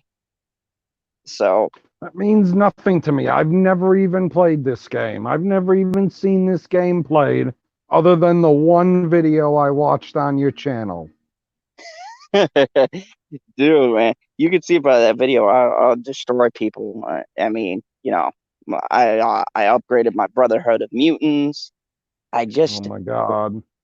Phoenix has been the one bitch that's eluded me. She's really hard to Get get. the So, gladiator. The gladiator can fight the phoenix. Or wait, that's wrong. but anyways, that's gonna wrap it up about here before Bitchy impales me with her horn. Ooh, thought Anyways, that was gonna happen. You went way over 3 hours, guy. yeah, I had to have one of our 3-hour blockbusters. We haven't done in a while, She thanks. said, Zod, I need you to finish this bottle because I don't wanna. Bitch, you are in so much trouble.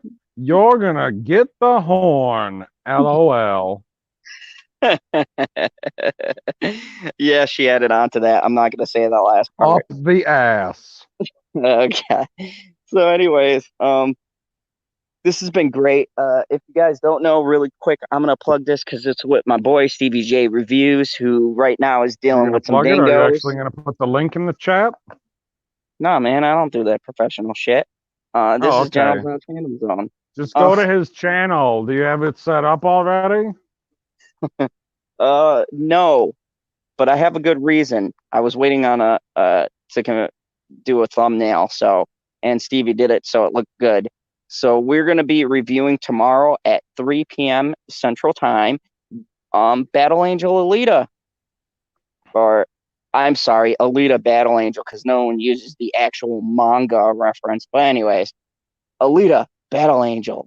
Uh, he really likes the movie. I've seen his reviews and stuff. Me, I like the movie, but I think it's overhyped. So come and see our reasons and our back and forth because it should be interesting. We haven't disagreed on stuff, but I think it's going to be an Can interesting. I just Oh, listen to your reasons instead of seeing them? oh yeah. But then you'll miss me in my black cowboy hat. Nobody needs to see Zod Filoni. So Zod that's Filoni just like always appears review Sundays day. are on camera.